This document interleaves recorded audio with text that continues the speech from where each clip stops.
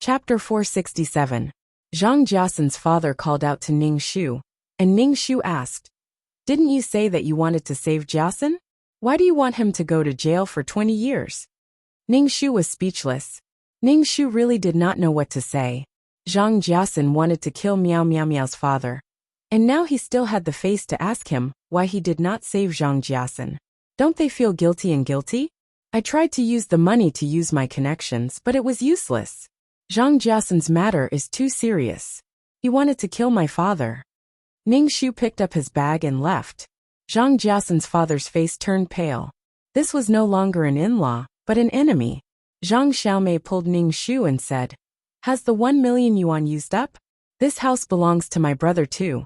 You should share the rest of the money with us." Ning Shu frowned. Looking at Zhang Xiaomei, was the Zhang family so heartless? Her brother was already in jail, and Zhang Xiaomei still had the mood to talk about the money for the house. Ning Shu bared his teeth and said, "It's all used up. There's not a single cent left." "Miao Miao Miao. You just want to embezzle the rest of the money," Zhang Xiaomei said angrily. Ning Shu said indifferently, "This house is mine, and I have the right to use the money. If I say there's no more money, then there's no more money. So what do you want?" Zhang Xiaomei was fuming. Zhang Jiasan's mother had joined the team to collect the debt. More than 1 million yuan was spent in a few days. That's impossible. You black-hearted person. You want to embezzle Jiasan's money. Ning Shu sneered, opened the car door and left. He could not be bothered to talk to these people. Back home, Miao's father Ning Shu asked, "How did the court deal with this? How did they deal with it?" All of Zhang Jiasan's assets were confiscated, and he will be in jail for 18 years. Ning Shu said. Miao's father said coldly, "That's how it should be. Daughter, are you still unable to let go of Zhang Jiasan?" Seeing that Ning Shu's expression wasn't good, Miao Ying's father said anxiously, "Daughter, are you going to wait until Zhang Jiasan is 18 years old? How is this possible?" Ning Shu didn't know whether to laugh or cry. Why did she have to wait for Zhang Jiasan for 18 years? Since the original owner put forward such a task, it showed that she had already given up on Zhang Jiasan. Miao Miao Miao's brain must have been fried by a pig if she still continued to love and wait for Zhang Jiasan after killing her parents and causing her to lose everything, and her originally happy life was ruined by Zhang Jiasan. That's good. Quickly divorce Zhang Jiasan. There are many good men in this world other than Zhang Jiasan. Miao Ying's father said with heartache. Would his daughter be traumatized after marrying such a bastard? Or even be single for the rest of his life? Let's talk about men later. As for whether Miao Miao Miao would come back to find happiness or heal herself after she left, it was up to Miao Miao Miao. Miao Ying's father's expression became even worse. He felt that his daughter's heart had been broken by that bastard Zhang Jiasan. The next morning, Ning Shu opened the newspaper and saw that Zhang Jiasan's name was on the front page. It was spreading Zhang Jiasan's evil deeds, especially how he poisoned his father-in-law. They said that Zhang Jiasan was a bastard in human skin. Anyway, Zhang Jiasan was now a household name in this city. Ning Shu put down the newspaper, ate breakfast, and prepared to go to work. Miao Ying's father stopped Ning Shu and said, "You don't have to go to work today. Have a good rest. There's always work to be done." "But I have an important meeting today," Ning Shu said. Miao Ying's father's expression became even more worried. "Miao Miao, my precious daughter, if you're sad, just cry. You don't have to work so hard to numb yourself." Ning Shu was speechless. She wasn't sad at all. How did Miao Ying's father see that she was sad? "Dad, I'm really not sad. Why should I be sad? I should be happy that we exposed Zhang Jiasan's true colors so early and didn't let him hurt us." Ning Shu patted Miao Ying's father's shoulder and said, "Dad, don't worry. I'm not that weak. Just take it as a lesson. I've grown up now. I'm not sad." "Really?"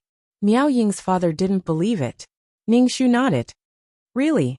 Miao Miao Miao had died once. It was time for her to grow up." Ning Shu went to the company to deal with his work.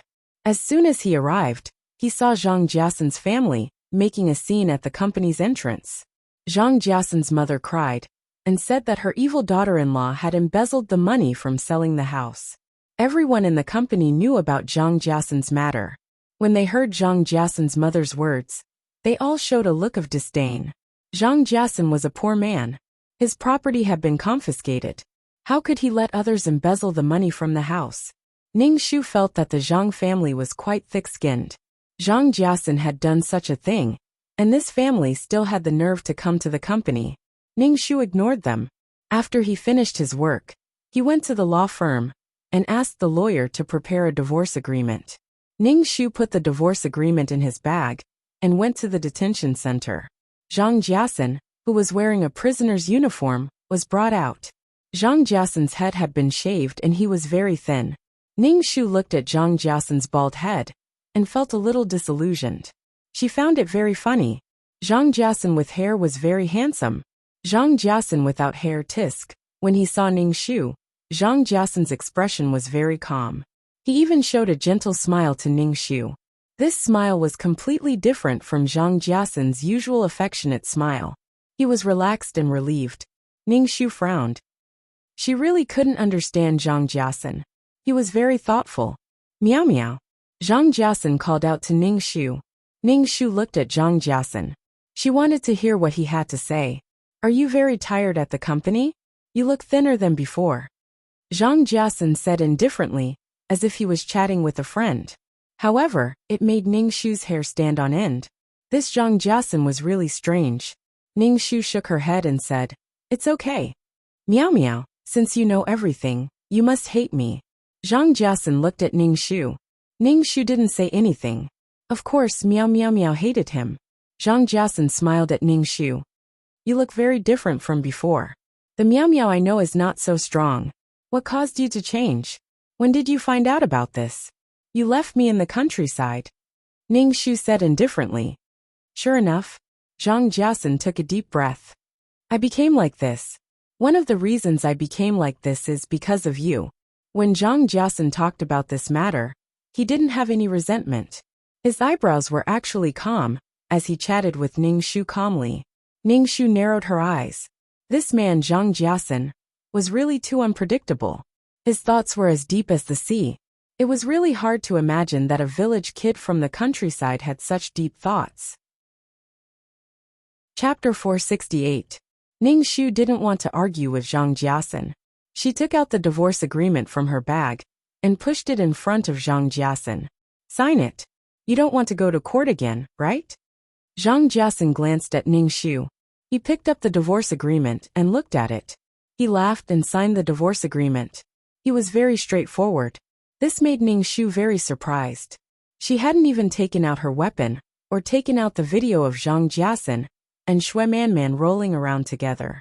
He had already signed the agreement. It was so smooth that it was surprising. Ning Shu also signed the divorce agreement. Zhang Jiasun looked at Ning Shu. Are you surprised that I divorced you so easily? Ning Shu raised her eyebrows and looked at Zhang Jiasun. Zhang Jiasun seemed to have let go of everything and didn't care about anything. Moreover, Zhang Jiasun had nothing now. He didn't have anything to lose. Ning Shu kept the divorce agreement and prepared to leave. Zhang Jiasun called out to Ning Shu. Meow meow, sit down and talk to me.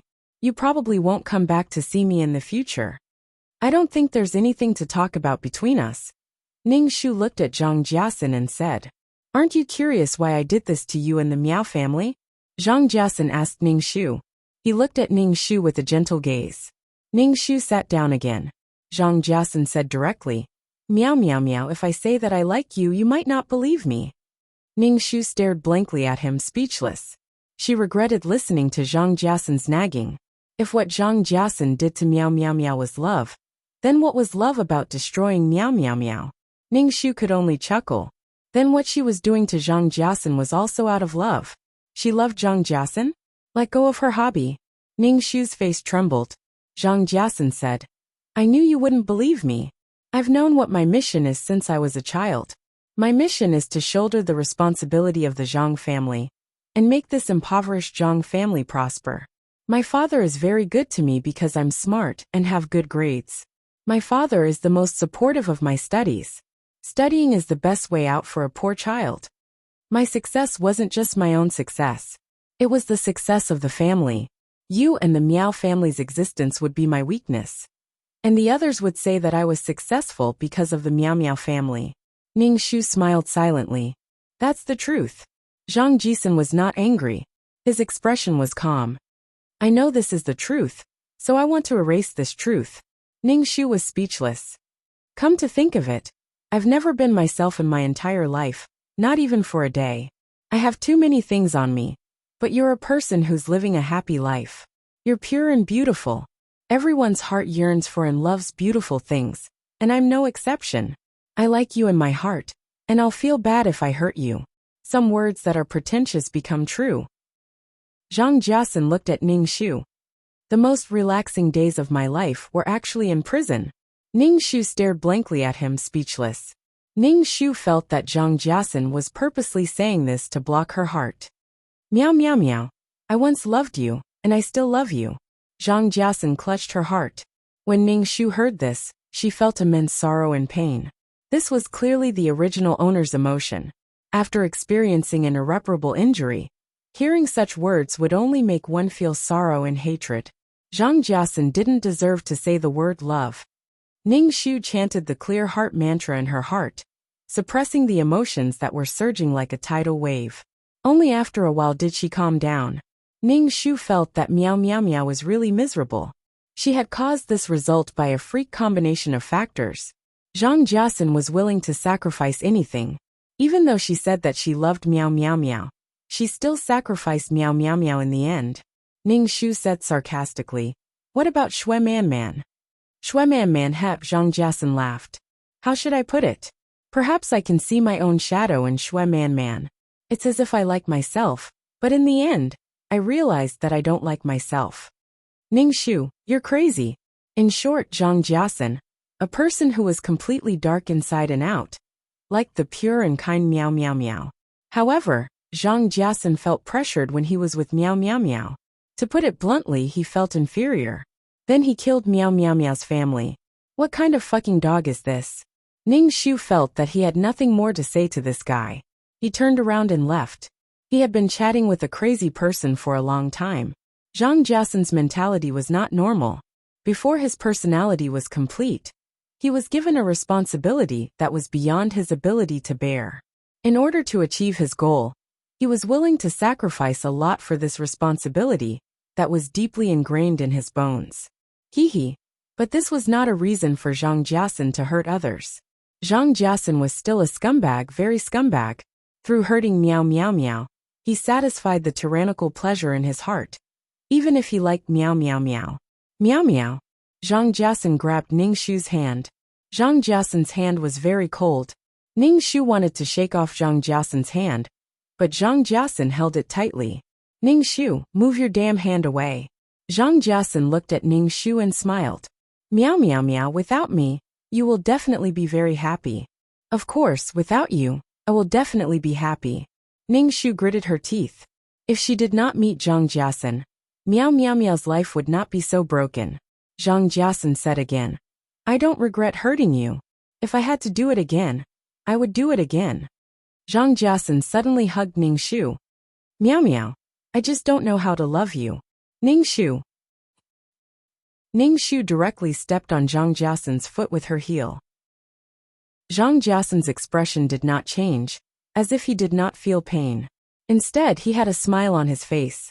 He let go of Ning Shu and said, You can leave. Fuck, Zhang Jiasun's style was really weird. Ning Shu turned and left. When she reached the door, she turned back and saw that Zhang Jiasun was still looking at her. His expression was very hazy, and there was a faint layer of light covering his body. Meow Meow. Zhang Jiasun's lips moved as he watched Ning Shu leave. Ning Shu walked out of the detention center and took a deep breath. Her heart was very uncomfortable. Even if she chanted the clear heart mantra, she could not suppress it. This was the original owner's emotion, the residual emotion in her body. This tragedy sounded like a joke. Now that Zhang Jiasun said that he liked Meow Meow Meow, that he loved Meow Meow Meow in his heart, but he did not regret hurting Meow Meow Meow. Ning Shu only wanted to laugh. Love was such a beautiful word. If hurt was love, then Ning Shu would be speechless. Ding, found qualified soul body. Loading data. A cold mechanical voice sounded. Opening mission system space. Chapter 469. Zhang Jiasun committed suicide. Ning Shu was stunned when he heard the news. When he rushed to the detention center, he saw the dead Zhang Jiasun being carried out with a white cloth covering his body. The Zhang family was immersed in grief. When they saw Ning Shu, Zhang Jiasun's mother pounced on Ning Shu fiercely. Ning Shu dodged. "You black-hearted woman. You forced your own man to death." Zhang Jiasun's mother pointed at Ning Shu and scolded him. Her face was full of hatred. "Since I married you, the Zhang family has been plagued by all kinds of disasters. You are a jinx. Now even Jiasun has been killed by you. Why didn't you die, you scourge?" Ning Shu said faintly, "I have divorced him. Zhang Jiasun has nothing to do with me." Everyone in the Zhang family was stunned. Zhang Jiasun's father bent over and looked at Ning Shu with hatred. The son he was so proud of was gone. "You're really the most ruthless and rebellious woman I've ever met. You divorced Jiasun the moment he fell from grace, and now you're forcing him to his death." Ning Shu didn't take Zhang Jiasun's father's words to heart. Was she supposed to be a soft persimmon that could be bullied by anyone? Was she supposed to let her family be destroyed? Was it treason to protect her own things? "The person who forced Zhang Jiasun to death was not me but you." Ning Shu ignored the Zhang family. Zhang Jiasun's father, as the head of the family, was at least half responsible for Zhang Jiasun's death. Ning Shu watched Zhang Jiasun's body being carried into the crematorium car. The Zhang family glanced at Ning Shu and followed him into the car. Now, the Zhang family seemed to have been stripped of their backbone. Even when facing Ning Shu, they no longer had the confidence they had before. The cowardice in their bones was revealed. In the past, Zhang Jiasun would take care of everything in front of them. Now that Zhang Jiasun was dead, they had no one to rely on in this city. Not only did Zhang Jiasun have to fly up, but he also had to drag the Zhang family with him. Ning Shu entered the detention center and asked the guards how Zhang Jiasun died. The guard said that Zhang Jiasun had stabbed himself in the throat with a toothbrush handle. It was the kind of sharpened plastic toothbrush handle, and it didn't seem like it had been planned for a day. When Ning Shu heard this, he swallowed a mouthful of saliva. How could he do this? In Ning Shu's heart, Zhang Jiasun was the kind of person who thought deeply and would not easily seek death. Perhaps Zhang Jiasun was tired and wanted to get rid of his responsibilities. It was also possible that the nearly 20 years in prison had made him hopeless. His life was already ruined. Ning Shu recalled that Zhang Jiasun had said that Meow Meow Meow would be happy without him, so he committed suicide. Ning Shu shook his head. Zhang Jiasun wasn't the kind of person who would do everything for others. Meow Meow Meow might be one of the factors. As for Zhang Jiasun's suicide, Ning Shu didn't feel anything. There was a cause and effect. Zhang Jiasun had caused the death of the original owner's family. Now Zhang Jiasun was just atoning for his sins. Moreover, Zhang Jiasun had died just like that. Ning Shu felt that living in pain was the greatest torture for a person. Repeated torment was the most painful. Death was the end of all troubles. Death wasn't scary. Living in pain was scary. According to Ning Shu's wish, Zhang Jiasun had to be in prison for 20 years. When he came out, he would be 50 years old and struggling to survive. He didn't expect Zhang Jiasun to die just like that. Obviously, Zhang Jiasun also knew what his fate was. The Zhang family carried Zhang Jiasun's urn to the company's entrance and made a scene, saying that Ning Shu had forced him to die. She had forced him to die. Ning Shu didn't speak to Zhang Jiasun's mother, who was making a scene. Instead, he said to Zhang Jiasun's father, "Zhang Jiasun and I are divorced. Moreover, I know that Zhang Jiasun gave you a lot of money. If you continue to make a scene like this, I will directly call the police and let the court re-examine the money Zhang Jiasun embezzled. Don't talk about asking me for money." Zhang Jiasun's father pursed his lips and glanced at Ning Shu. In the end, he still left and returned to the countryside. Moreover, it was time for Zhang Jiasun to be buried. Ning Shu couldn't let the Zhang family make a scene at the company's entrance. People sympathized with the weak. Seeing that the Zhang family's son had died, and the white-haired people were so pitiful, they directly forgot how hateful Zhang Jiasun's actions were. Moreover, Ning Shu couldn't give them money. The Zhang family was like leeches. If he gave them money once, there would be a next time, and a next time. If they were weak once, they would think that you were in the wrong. They would drill into your blood vessels and suck your blood. Ning Shu knew that Zhang Jiasan's father had some money in his hands. However, he didn't intend to get the money back. Firstly, it wasn't much. Secondly, if he killed all of them, it wouldn't be good for the reputation of the original owner, Meow Meow Meow. If nothing went wrong, Meow Meow Meow would be in charge of the company in the future. When doing business with others, if one's reputation was ruined, people would think that one's character was bad. Without Zhang Jiasan, the Zhang family was like a loach in a ditch, unable to become a dragon. Meow Meow Meow had to deal with the Zhang family's matters by herself. Moreover, all the business knowledge that he had learned would be left in the mind of this body. Ho ho. Ning Shu let out a long breath. The mission this time could be considered completed. Meow Meow Meow's parents were still alive, but she was missing a husband. Ning Shu started to work without any distractions. He circled around the company, the Meow family's home, and the factory. Now that the company was tied together, there weren't any miscellaneous things. After confirming the absolute position of the Meow family in the company, the Meow family was the absolute master of the company. On the contrary, the employees didn't have to think too much about it. When Ning Shu had completely grasped the company's matters, she and Meow Meow Meow's mother would often go traveling. The two of them were like sisters, taking photos wherever they went. During the journey, Ning Shu felt that her heart was very calm. Even the clear heart incantation didn't have such an effect. Ever since Zhang Jiasan's matter broke out, especially the words that Zhang Jiasan said to her in the detention center, this body had been feeling depressed. However, during the journey, climbing the mountains, watching the sun rise in the east, standing by the sea, and following the ebb and flow of the tide, the depression in her heart was slowly disappearing. Yes, this world is very exciting. The pain that we imagine is actually not that painful. Ning Shu also felt very carefree. Diving in the ocean, walking in the desert, jumping from the sky, looking at the old things in the museum. Living was a kind of excitement. She had been working hard to live, seeing countless worlds, walking through countless worlds. Perhaps she would be erased in the next mission, but at least she was alive at this moment. Ding, mission completed. Leaving the mission world. 2333's voice sounded. Ning Shu felt a wave of dizziness. When she woke up, she was already in the system space. Looking down, she found that her soul was stronger than before. Moreover, this mission didn't consume her soul. Instead, she felt that it was strengthened. Chapter 470. After completing a quest, his soul became stronger instead of weaker. This was something he had never encountered before. Ning Shu touched his body. It felt like he was touching jelly. His soul had indeed become stronger. Ning Shu was a little confused. He asked 2333, "Why do I feel like I didn't use up much of my soul in this world? I feel stronger than before." The purification of the soul is also a kind of cultivation. A person's soul is very strong. It is strong enough to resist temptation. It is tough and strong.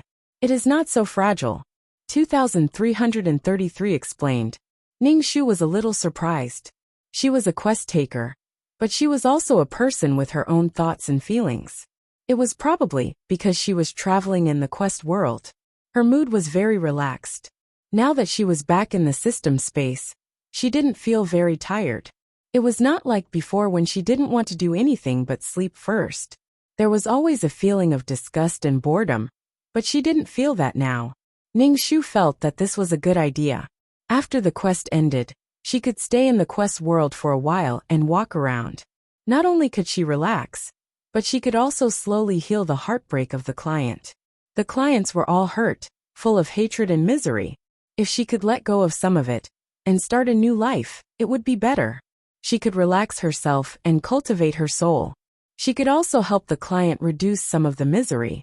It was a mutually beneficial thing. Don't be in such a hurry to send me back in the future. I'll come back when I say I'm back. Ning Shu said. Okay. But you can only stay in a world for 3 or 4 years. After a long time, the damage to your soul will be great. 2333 said. Ning Shu nodded. Let's see the points. Ning Shu's status panel appeared in front of him. Number, 23333 Name, Ning Shu, beginner quest taker. Age, 27 points. 400,000 250,000 soul. 200 HP, 60 wisdom. 100 charm. 3 luck, 34 spirit. 120 martial strength, 55 faith, 65 aptitude. 26 merit, 36 skills. 5th ring spear technique, trash fighting technique, beginner peerless martial arts, beginner business management knowledge honorary title. Goddess of war, selfless ancestor halo. Mother of the world, queen's blessing. Sister model worker, Chenshi's blessing. Leader halo, grass blessing. Best friend of a lifetime, Meow Meow Meow's blessing. Fulfill Meow Meow Meow's wish. I don't want to be deceived by Zhang Jiasun anymore. I want to protect my father's business and make Zhang Jiasun, who originally had nothing, lose everything. Mission completion, 100 points. Obtain 250,000 points. Obtain 30 attribute points. Ning Shu saw that there were 250,000 points, 30 attribute points, and 5 points of faith. He also received the best friend of a lifetime aura. Although he didn't know what this halo was for, he was still happy to get it. The harvest this time was not bad, and Ning Shu was satisfied. This best friend for life aura is not bad. It can make others trust you more. 2,333 said. So that's how it works. Ning Shu distributed the attribute points. Of the 30 attribute points, 15 points were allocated to intelligence, 10 points to force, and 5 points to aptitude. Ning Shu tried to add some merit points to his attribute points, but he realized that he could not add any. Faith and merit points are calculated by me. There are other ways to calculate them. You can't add these two attributes. Ning Shu nodded, and the attributes on the panel changed. Number 23333 name. Ning Shu beginner mission enforcer age, 27 points, 650,000 soul, 200 HP, 60 wisdom, 10015 charm, 3 luck, 34 spirit, 120 force, 5510 faith, 11 aptitude, 265 merit, 36 skills. 5 ring spear technique, trash fighting technique, beginner peerless martial arts, beginner level business management knowledge honorary title. War God Empress, selfless ancestor aura. Mother of the world, queen's blessing. Model worker, Chenshi's blessing. Leader aura, grass blessing. Best friend of a lifetime, Meow Meow Meow's blessing. My points have reached 500,000. I can open the virtual space. 2333 Ning Shu asked. Do you want to open the virtual space? Ning Shu didn't ask what the virtual space was. Instead he asked, do I need points? To become an intermediate mission enforcer, she needed 3 million points. 3 million. She had to save as much points as possible to become an intermediate mission enforcer. Then she could go to the intermediate plane to do missions and have more treasures. The cultivation plane and the immortal plane were all higher level planes. The laws there were stable, and there were more treasures. I don't need points. This is a benefit. 2,333 said. Ning Shu immediately said, open it. Wait a moment. I'll open the channel to the virtual space for you. 2,333 said. After a while, a ring with a diameter of about 1 meter appeared on the ground. 2333 said, this is the passage to the virtual space.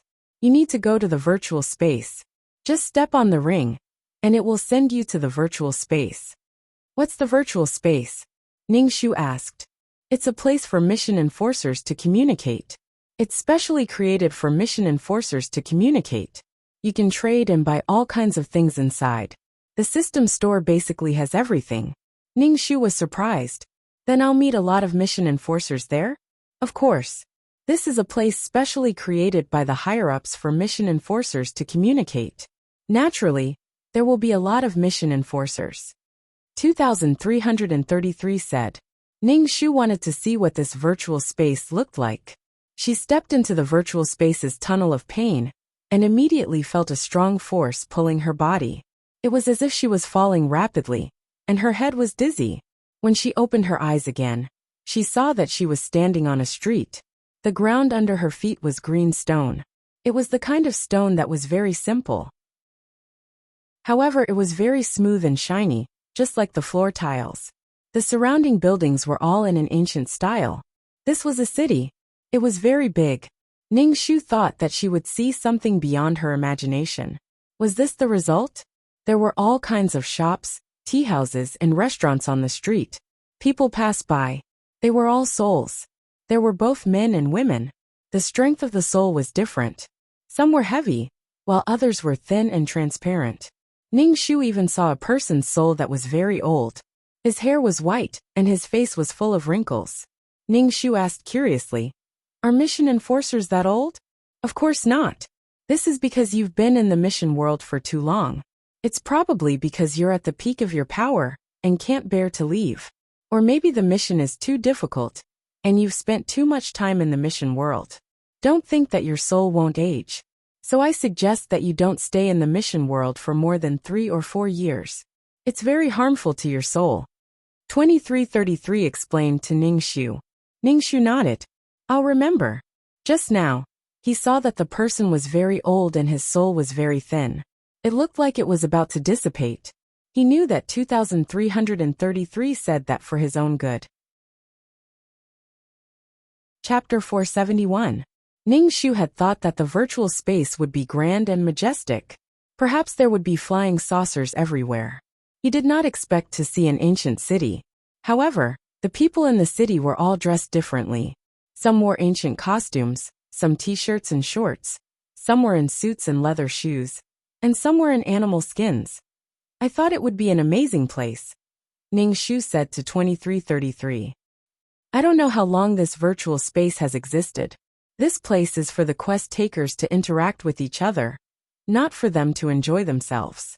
This ancient architectural style is the best," 2333 said. Ning Shu looked at the quest takers passing by him. There were so many people coming and going. He sighed and said, "So many quest takers. Are there many? Compared to the vast and endless universe, these quest takers are just a drop in the ocean. Quest takers are far from enough. The beginner quest takers will be erased due to various reasons. The speed of their disappearance is faster than finding a qualified soul." 2333 said disapprovingly. Ning Shu asked doubtfully, "If there are so few qualified souls, why do they have to be erased? Can't they be given a chance?" Puffed. 2333 snorted. "Letting you become a quest taker is giving you a chance. You must use cruel means to make the quest takers understand their position. If you fail, you will naturally be erased. This is a process of elimination. The strong survive, and the weak are eliminated. If you are given a chance to live, as long as you are not erased, you will have the ability to live forever."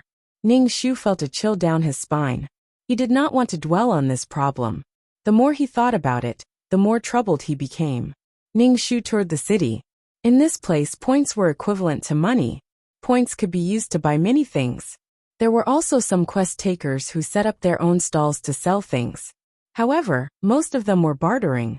Ning Shu saw that some of the quest takers had some rare treasures on their carpets. However, the things they wanted to trade were also rare. Ning Shu saw many treasures, but when he saw the price, he gulped silently. Are the people in these shops also mission enforcers? Ning Shu saw that many of the shop owners were souls. This leads to the problem of division of labor. Points are very important to mission enforcers, just like currency. Some people rely on doing business to earn points. They are not willing to do missions. As long as they can survive, there is no possibility of being erased. But people like this usually give up on becoming a high-level quest taker. Even if they have enough points, they won't be promoted. 2333 said, "There is a limit to how much they can survive. Ning Shu, there are more exciting worlds up there. You will meet more powerful people. Instead of being a frog in a well for the rest of your life, why don't you slowly climb up?" 2333 said. Ning Shu had always been determined to do quests. In a person's life, they had to have a goal and slowly work towards it. Moreover, doing quests would allow them to experience all kinds of worlds. It was much more interesting than staying in this virtual space. Ning Shu looked up at the restaurant in front of him and asked, "Can a soul still eat?" Seeing people going in and out of the restaurant, Ning Shu also wanted to go in. It is just to satisfy the appetite of the stomach. It is useless to eat. As long as you are a human, you will have an appetite. 2333 said casually. Ning Shu licked his lips. He had not eaten since he died. How could he eat the same thing as when he was using someone else's body when he entered a mission? Ning Shu walked into the restaurant. A waiter came to serve Ning Shu. He looked like a waiter in an ancient restaurant with a towel on his shoulder. This waiter was also a soul, but his soul did not look as strong as Ning Shu's. I want to eat something, Ning Shu said.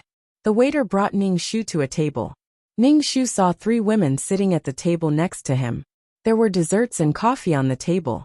Ning Shu did not expect the restaurant to have such a thing. She looked at the menu and ordered a roast duck and a few home-cooked dishes.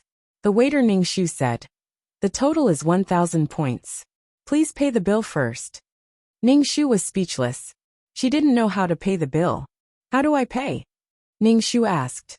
When Ning Shu said this, everyone looked at Ning Shu, especially the woman sitting at the table next to Ning Shu. She said directly, "So this is your first time in the virtual space?" 2333, how do I pay? Ning Shu asked in his mind. You asked me this and that. I forgot to tell you. You need to get a points card. You can just pay with the card. Pay with a card. Okay, even the mainframe existed. It was normal to pay with a card. Sir, this must be your first time here. We can get a card here. The waiter didn't laugh at Ning Shu. He let Ning Shu enter his information and get a points card before paying the bill. Ning Shu looked around. There were many people in the restaurant, and the food was different. It was as if the restaurant had everything. Ning Shu noticed that the 3 women sitting at the table next to him were looking at him. They were whispering to each other. 2333, did I do something wrong? Ning Shu was speechless. He felt like a monkey being stared at. They said you're ugly. 2333 said. Ning Shu stared blankly at him, speechless. How am I ugly? In any case, I am still a delicate and pretty little beauty. Ning Shu was most proud of his hair. When he was alive, he didn't even have eyebrows because he had chemotherapy every day. But after he died, he found that his hair was very soft. Now that he was called ugly, Ning Shu turned to look at the 3 women. How beautiful could they be? Ning Shu looked at the 3 women. Their skin was so white and tender. Ning Shu touched his face. It felt like jelly and very tender. They were either very pure or very seductive. Either way, they were all beauties. Their eyes were like water, and their legs were white. They were very beautiful. Compared to them, he was ugly. Ning Shu swallowed his anger. They will more or less increase their charm. Your charm is too low. When your charm is high, it will slowly change according to your facial features and body characteristics. 2333 said, your charm of 3 points is indeed too low. Ning Shu scratched his head. He didn't have enough attribute points. To ensure his safety and prevent accidents from happening in the mission world, he had to increase his combat strength. 500 IQ was the minimum. He only had 100 IQ. At this stage, Ning Shu felt that he was too weak. It would be a waste to add points to his charm. Charm was secondary. After all, he had to enter the body of the original owner to complete the mission. No one could see what he looked like. Attribute points should be added in more important places. When the dishes were served, Ning Shu looked at the delicious dishes. She tore off the roast duck leg and took a bite. It tasted great, and left a fragrant taste in her mouth. After swallowing it, the food seemed to disappear. She couldn't digest things in her spirit state. She didn't know where the food went. It was quite amazing. Chapter 472. Ning Shu hadn't eaten so happily in a long time. As he chewed on the roast duck, he saw the 3 women staring at him. Ning Shu, what's wrong now? It's fine if they say she's ugly, but what's wrong with them now? They're saying you came out of nowhere and haven't eaten meat before. 2333 said. Ning Shu. What are you looking at? Haven't you seen me eat before? Ning Shu said unhappily. You eat your desserts, I'll eat my roast duck. The 3 women snorted and chatted on their own. They didn't even want to talk to Ning Shu, probably because they thought Ning Shu was too weak. You don't know, I met a weirdo in a world. I was doing one difficult mission after another, and was too tired. So I wanted to go to a low-level realm, to do something easier. A woman with enchanting eyebrows and a lazy aura exuded from her body said. Her soul looked very strong, just like a real body. This woman was stronger than the other two. Ning Shu listened and chewed on the roast duck leg. He pricked up his ears to listen to what they were saying. Sister Wei, what happened to you? One of the women asked. In that low-level realm, I failed my mission. If I didn't have something to pay for my life, I would have been fucking killed. When the seductive woman talked about this, her expression was very bad. I met a stubborn man. No matter how I flirted, he didn't like me. His favorability was always at 0, and it didn't change at all. I even thought he was a robot. The seductive woman sat up straight, her brows furrowed. She looked very speechless. The other two women looked at each other and laughed. Also, there's a man that your sister Wei can't understand. I'm afraid you didn't try your best. You're about to become a high-level mission taker. Didn't try my best? I really did try my best. The enchanting woman waved her hand. The more I think about it, the more I can't figure it out. The more I think about it, the more depressed I get. I ran to that plane again. And in the end, that man actually fell in love with the person I entrusted him with, his own fiancée. When I was here, he didn't like me. After I left, he fell in love with me. And the one he likes is the original owner? The enchanting woman was very angry. Obviously, that man insulted her charm, making her angry. Ning Shu was speechless. Why did it sound so familiar? Ning Shu looked at the woman. This woman couldn't be Song Ning. She had become the CEO, and Song Ning's body had become a mission enforcer. Ning Shu didn't expect to meet her here. He looked at her. She was really beautiful and enchanting. Images of her flirting with men appeared in his mind. Of course, Ning Shu did not dare to run over and say that she was the CEO. He couldn't do such a stupid thing. As Ning Shu ate, she pricked up her ears to hear what they were talking about. Sister Wei, what are you going to do? At that time, I wanted to take him down. This time, my entrusted person directly became the female lead and Nuan. It's better to use the female lead's halo to capture the male lead. Ning Shu's hand trembled, and he almost dropped his chopsticks. But the female lead and Nuan was already married to the supporting male lead. So messy. What happened in the end? The other two asked curiously. Ning Shu was also curious about the result. The enchanting woman waved her hand and clicked her tongue. Men are all the same. In the end, it was so easy to get her. In the end, the male and female leads got married, and the fiancé became cannon fodder. When she said this, the enchanting woman shrugged her shoulders and took a sip of coffee. We knew that no one can escape from Sister Wei's hands. Teach us a little later.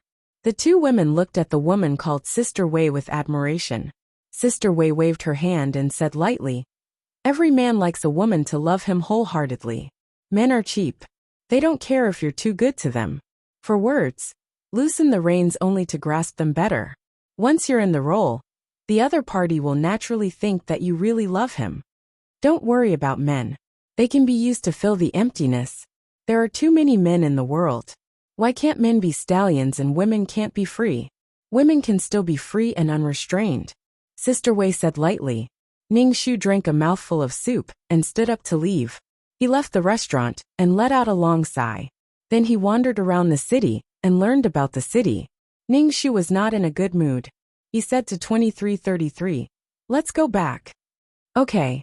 Ning Shu returned to the system space in a flash. He had a lot of doubts in his heart. He said to 2333, I already helped Gong Luo get rid of the plot's control. Why did she still go and use Nuan's body to bring the plot back to square one? Moreover, Gong Luo and Song Ning already had a good ending.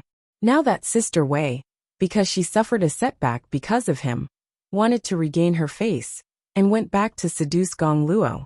And it was Nuan who was already married. Then Gong Luo took her wife. At least in the plot, Gong Luo took Nuan's virginity. Now Gong Luo's situation was even worse than in the plot. So it was wrong for her to resist Sister Wei. God, it was so messy. Gong Luo already had a happy future. Why did she have to cross the line and tie Gong Luo and Nuan together again? I've said it before. Every mission taker has their own way of doing missions. The natural law of that world is to let the male lead be together. It's not wrong for you to counterattack for Gong Luo. It's also not wrong for her to bring the plot back to square one. Just follow your heart. If Gong Luo and Yuan get together again in that world, it doesn't have much to do with you. Gong Luo couldn't control his own heart. You helped him counterattack once. The second time, he lost himself in the charm of a mission taker. This is something that can't be helped, 2333 said. Ning Shu wiped her face. Even a woman like her couldn't resist this kind of charm, let alone a man. Ning Shu only just realized that beauty and charm were also weapons. Weapons that could make people addicted and happy. Therefore, Ning Shu decided that she would recite the clear heart mantra more, and cultivate her heart to resist the temptation of the outside world. This time it was a woman. If it was a man next time, a man with unparalleled charm was flirting with her like this, Ning Shu felt that she might not be able to control herself. However, Ning Shu still felt that Sister Wei was doing this for her own selfish reasons. She wanted to break up Gong Luo and Song Ning, who were about to get married, just to prove her own charm. Paying too much attention to these things would weaken one's heart. Ning Shu was very satisfied with her appearance. Maybe one day she could become beautiful. Not now, when even surviving was difficult. There was no need to pay attention to the details. Ning Shu felt that Gong Luo was a smart person. When the mission taker left, the dazzling and charming aura would disappear from the mission taker. That was the mission takers, not the mission takers. Moreover, everyone's personality was different. She hoped that Gong Luo could see the clues. If Gong Luo really fell in love, it wouldn't be with Yuan. It would be with the mission taker in Yuan's body. Chapter 473. Ning Shu didn't dwell on Gong Luo's matter. Everyone had their own fate. Ning Shu sat on the sofa and began to meditate and cultivate her soul. When she was almost done with her cultivation, she watered the potted plants. Although these potted plants would never wither, and would always be like this, Ning Shu still wanted to water them. After reading for a while, Ning Shu thought that one day, he would be able to finish reading all the books on this bookshelf. At least he would be able to get the title of erudite. Time didn't pass in the system space. Ning Shu put down the book after he finished reading. He then went to the exchange shop to exchange for fasting pills, water, medicine, and antidote pills. When everything was ready, Ning Shu said to 2333, "Let's go do the quest." Okay. Ning Shu suddenly felt dizzy. When his soul merged with his body, all the hair on his body stood up. His muscles were stiff, and his heart was pounding non-stop. It was very dangerous. Ning Shu opened his eyes instantly. Before he could check his surroundings, he saw a big tiger pouncing towards him. It had the aura of an animal. Ning Shu stabbed the thing in his hand into the tiger's eye. This body was also very agile. A black sword accurately pierced the tiger's eye. Ning Shu twisted the sword with all his might. Hot blood spurted out. The tiger roared, twitched, and died. When the tiger died, Ning Shu fell to the ground and panted. He looked around. This was a carved stone house. He was locked in a metal cage. There was only him and a tiger in the cage. Obviously, someone wanted him to fight this tiger. The stone door opened, and a man in black walked in. Ning Shu looked at him. Seeing the bun on his head, he knew that this quest was set in ancient times. The man's aura was cold. There was a scar on his face that ran through his entire face, making him look very cold and dark. This time is not bad. It took less time than last time, the man said. His voice was a little hoarse and cold. Listening to him, it felt like a snake hissing and flicking its tongue. It was very uncomfortable. When this body saw this person, a feeling of awe and fear welled up in its heart. Ning Shu didn't accept the plot at this moment. She just said yes. You have to speed up your training. Master has a task for you, the man said. Yes. The man glanced at Ning Shu. His voice was firm and sinister as he said, "Remember, you are loyal to the third prince. Our master decides whether we live or die. What we need to do is to follow his orders. Even if it costs us our lives, we must complete the mission." Was this brainwashing? Before Ning Shu could react, he blurted out, "Yes." The man nodded in satisfaction. "Just rest for a while. There will be a new test later." After saying that, he turned around and left. Ning Shu simply lay down and began to accept the plot. The original owner was called 11. He was a nameless orphan. The reason he was called 11 was because there was a code name of 1, 2, 3, 4, 5, 6, 7, 8, 10. The people here did not have names, only code names. This base hidden deep in the mountains was the place where the third prince trained his men of sacrifice. The original owner was a man of sacrifice. He had lived here for as long as he could remember. The training here was very cruel. Everyone climbed out of a mountain of corpses and a sea of blood. They were trained to be ready to die for their master, the third prince. 11 did not reject this kind of life. She was an orphan and had been influenced by this kind of life. Her way of life was like this. 11's mission this time was very simple. It was to protect a girl called Shengguanqing. This Shengguanqing was the girl that the third prince liked. Shengguanqing was the daughter of the Minister of Rights. She was beautiful and cute. She was straightforward and not pretentious. Actually, this Shengguanqing was a transmigrator. She knew how to dance on horseback and sing things like, "You are my little apple. No matter how much I love you, it's never too much." These unique songs and dances were very attractive. The first person to notice Shengguanqing was the third prince. The third prince had a very good impression of this special girl. Shengguanqing was not an ancient person. She did not care about the boundaries between men and women. After getting familiar with the third prince, Shengguanqing would often visit the prince's residence. The two of them would often go sightseeing. They were like a couple. Very quickly, Shengguanqing attracted the attention of the other princes. The third prince knew that the fight for the throne was very dangerous, so he found a woman of sacrifice to protect Shengguanqing. Shengguanqing maintained a good relationship with all the princes. It could be said that they were more than friends, but not yet lovers. Even the little princes in the palace liked to play with her. These little princes were at the age where they liked to play. Shengguanqing always had something interesting to play with. The third prince really liked Shengguanqing. He wanted Shengguanqing to belong to him wholeheartedly. But Shengguanqing was a modern person. She was an independent and advanced person. How could she endure such a tyrannical request without any freedom? She also had her own social circle and friends. Shengguanqing originally had a good impression of this noble man. But she could not stand his tyranny.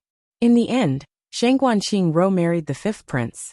The two of them were very loving. The fifth prince did not take in any concubines because of Shengguanqing. The third prince looked at the happy couple and smiled coldly. He became even more hostile towards the fifth prince. He did not hold back when he attacked Shengguanqing. Every time Shengguanqing was about to be harmed, she would be saved by someone, turning the misfortune into a blessing. The third prince wanted to destroy Shengguanqing. "I love you, you have to love me. If you don't love me, I'll kill you. Since I can't have you, I'll destroy you. Then I'll hug your corpse and spend the rest of my life with you." In this battle for the throne, the third prince lost. The fifth prince ascended the throne. Shengguanqing became the empress. But there was still no concubine in the harem. The third prince was finally killed by the fifth prince. From then on, the emperor and the empress lived happily together. The original owner's wish, to not let his master die, Shuri could not understand. His master was so good to Shengguanqing. He gave her everything she wanted. The only condition was for Shengguanqing to be loyal to his master. Shengguanqing was very close to the other princes, but she said they were friends. Shuri thought that his master was so good. He even said that his master did not understand love and only knew how to rob. Ningxu sighed. "Look, this is a loyal servant. When he was alive, he risked his life for his master. After he died, he even gave his soul to save his master. How successful was this brainwashing?" Ningxu did not know if Shuri had feelings for the third prince, or if he was just purely loyal. But this mission? Damn it, she was only a death warrior. How could she influence the fight between these important people? How could she influence the change of a dynasty? She had no right to speak in front of the third prince. She only needed the third prince to give the order. Then she would charge forward with her sword. Ningxu. Chapter 474. Death soldiers did not need to speak. They only needed to wave their swords, and could do anything for their master. Even if there was a cliff in front of them, If their master said to jump, they would jump without hesitation. Ning Shu carefully considered this mission in his heart. If he transmigrated into the emperor, he could directly give the throne to the third prince. The third prince, who had become the emperor, could easily recruit Shangguanqing Rou into the palace. The third prince also liked to seek death. To put it bluntly, if he was not satisfied, he would be in pain. And if he was satisfied, he would be bored. Ning Shu analyzed 11's wish. She said she would not let her master die, so she wanted to change the third prince's fate of being killed. As for whether the third prince could become the emperor, it had nothing to do with her. But if the third prince did not become the emperor, he would be killed in the end. Especially with his death-seeking attitude of using every possible method to kill the female lead, he would definitely not be able to bear the consequences.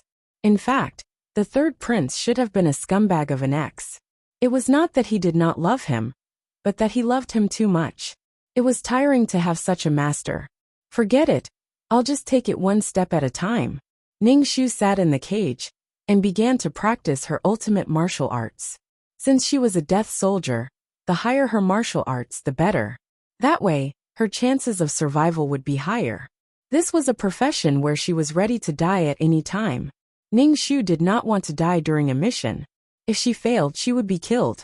Luckily, this world had a lot of spiritual energy, so it was easy to practice her ultimate martial arts. Hearing the sound of a heavy stone door opening, Ning Shu stopped her practice and stood up. The man with the scar on his face from before walked in. Ning Shu knew that he was the leader of this training base, codename 1, who had carried out many missions. Now go do the next mission. 1 was very cold to Ning Shu. Ning Shu nodded and followed 1 out of the stone door. She saw 1 open another stone door. Go in. This is your second mission. You have to kill all the prey inside. 1 pushed Ning Shu into the cave and closed the stone door behind her. As soon as Ning Shu entered, he smelled a disgusting fishy smell and the hissing sound of the snake's tongue.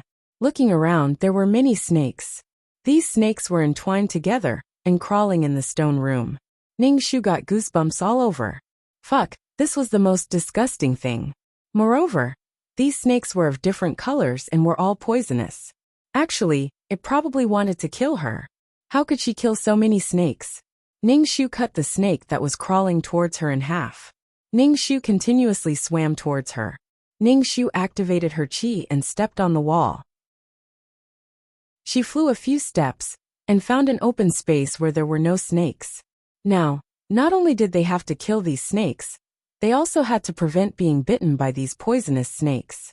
Ning Shu regretted not exchanging for realgar powder. In the future, he would definitely exchange for realgar powder. Ning Shu killed these snakes. The snakes were cut in half, and their severed limbs kept writhing. In the end, they died. The smell in the stone room became more and more unpleasant. The fishy smell of the snakes and the sticky stench of blood made people suffocate. Ning Shu looked at these snakes. He did not know when he would be able to kill all of them. He waited at the door for Ning Shu to complete his task. After a long time, he opened the stone door. Ning Shu had just killed the last snake. He looked at the snake corpses in the stone room. His face was expressionless. He did not praise Ning Shu. He said, "You have passed the second test. There is still 1 more test." Ning Shu was very tired. He could not even lift his arm. He said to Yi, "Can I rest first?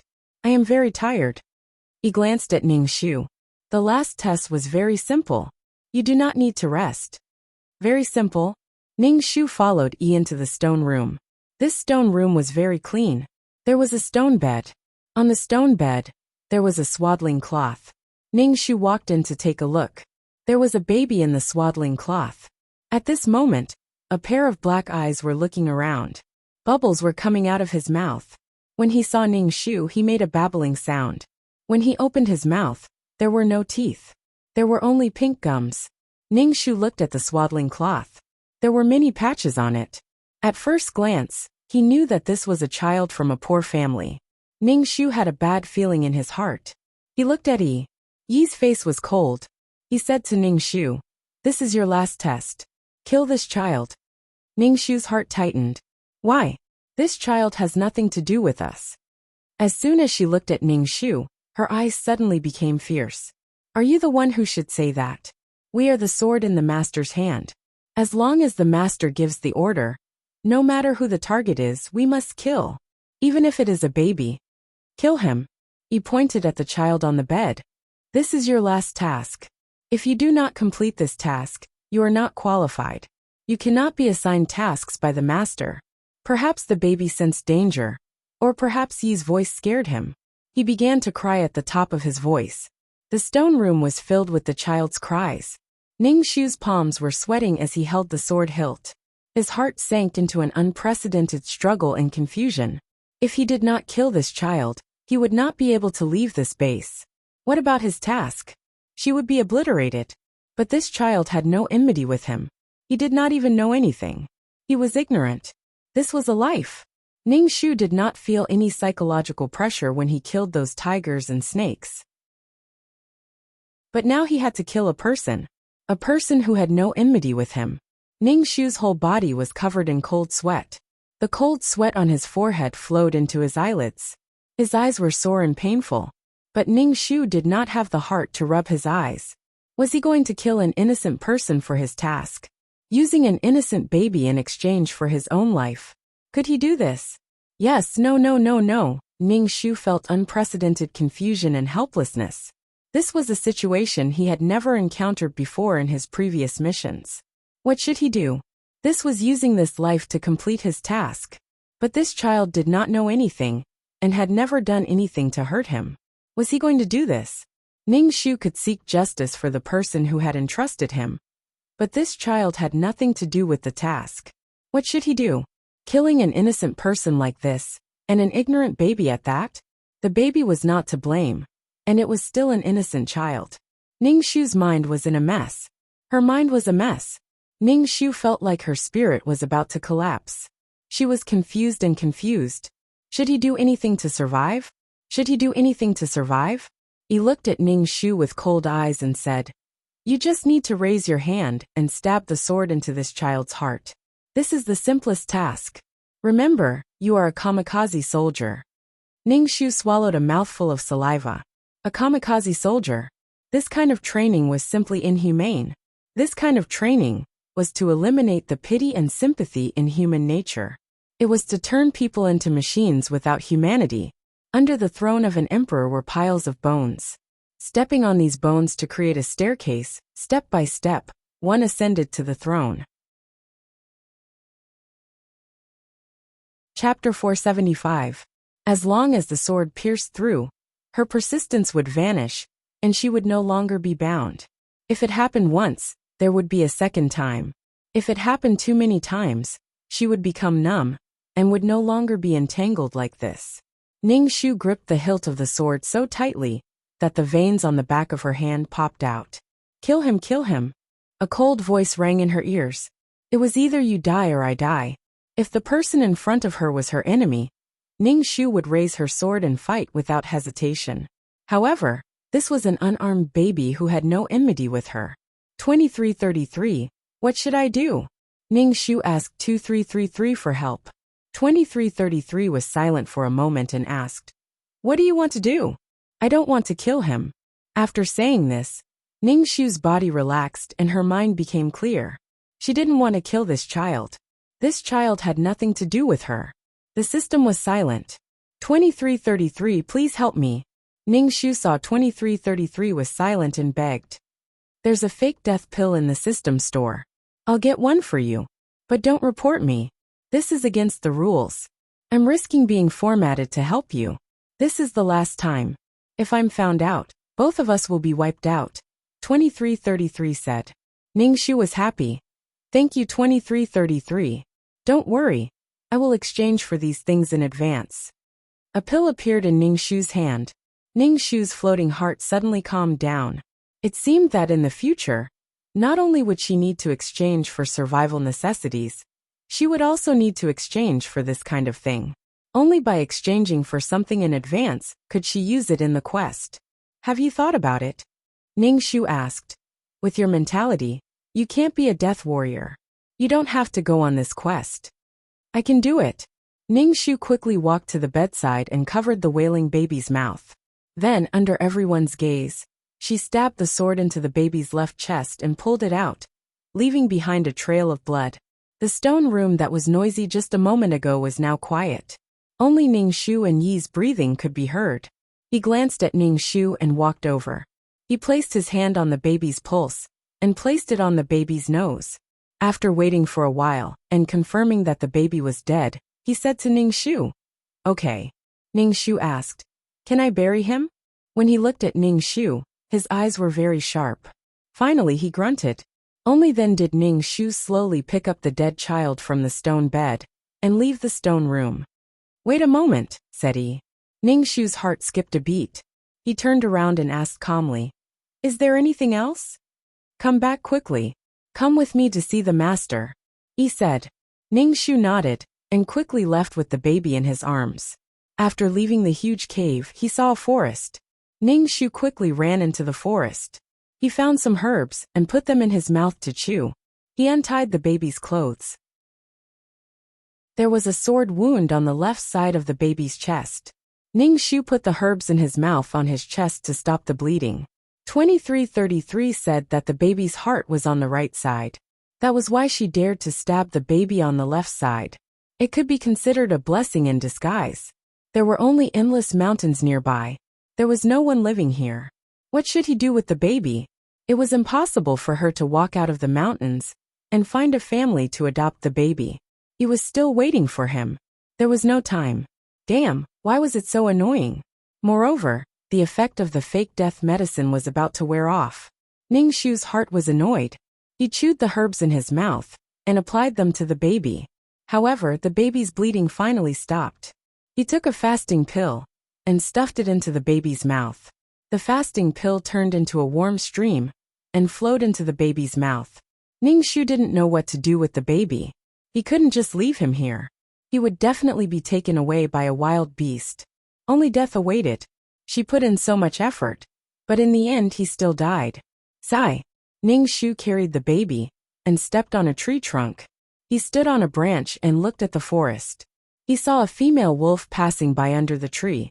Behind the female wolf were a few wolf pups. Ningxu had an idea. He quietly stole one of the wolf pups. He stained the baby and the baby with the wolf's scent and followed the wolf to the wolf's den. Ningxu could only try. He just didn't know if the female wolf was willing to raise the baby.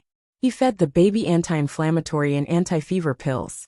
When the female wolf left the den, Ningxu placed the baby in the den. He then stood guard not far away. If the female wolf hurt the baby, Ningxu would have to kill her. When the female wolf returned, she saw an unknown creature in the den. Her nose kept sniffing the baby's clothes. She even bit the clothes with her mouth. It seemed that she didn't intend to eat the baby. Ningxu stood guard for a while. Seeing that the female wolf ignored the baby and didn't hurt him, he sighed in relief. That was all he could do. Seeing that it was getting late, Ningxu decided to go back. When he returned to the cave, he was waiting for Ningxu. He gave Ningxu a set of clothes and told her to freshen up and prepare to go to the capital to see his master. Ningxu took her clothes and went to the stream to take a bath. She put on her clothes and was given a set of women's clothes. She looked very capable. After tying her hair into a ponytail with a rope, Ningxu bent down to look at the water. He wanted to see what the original owner of the body looked like. She was very ordinary. Her appearance was not good. Her facial features were very ordinary. She was not eye-catching at all in a crowd. After tidying up, Ningxu returned to the cave. He took Ningxu to the capital. It took more than half a day just to get out of the deep forest. Ningxu felt lucky. Fortunately, she didn't take the baby out of the forest to find him. How far did she have to go? Out of the forest, there was a man leading 2 horses on the side of the road. When he saw Yi and Ningxu coming, he gave the horses to Yi. He gave a horse to Ningxu. Then the two of them quickly went in the direction of the capital. When they arrived at the city gate, he got off the horse. Seeing that Ningxu was still sitting on the horse, he said coldly, "Get off. Don't ride into the city. It's easy to attract attention."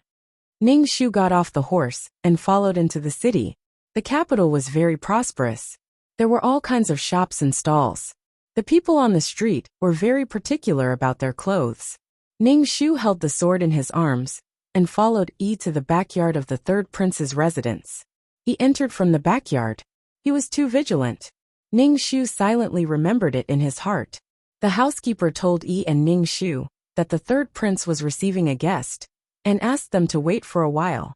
He turned to Ning Shu and asked, "Do you know how to salute when you see the master? Fist salute, knee bend, or directly kneel on the ground?" Ning Shu shook his head. He didn't know. "Kneel on one knee and fist salute," he said. Wasn't this the posture of a proposal? The housekeeper came out and asked Ning Shu to go in. He didn't go in and asked Ning Shu to go in by himself. Ning Shu tidied his clothes and walked into the room. "Oh my, I'm a little nervous." As soon as he walked into the room, he saw a man and a woman at the desk. They seemed to be drawing something. When Ning Shu saw the two of them, he felt that his eyes were about to be healed, because the two of them were really too beautiful. The woman leaned on the desk, bent over and supported her chin with her hand, watching the man write something. What an immortal couple. Chapter 476. The two of them didn't pay any attention to Ning Shu, and Ning Shu tactfully didn't say anything, standing in the corner and observing the two of them. The man should be the third prince, Xian Hongyu. Xian Hongyu's hair was tied up with a jade hairpin. He wore a white brocade robe with wide sleeves, and when he held a brush, he had a certain charm to him. His eyebrows slanted to his temples, his facial features were exquisite, and his lips were the color of cherry blossoms. His beauty was like jade, and the prince was unparalleled. Truly a peerless beauty.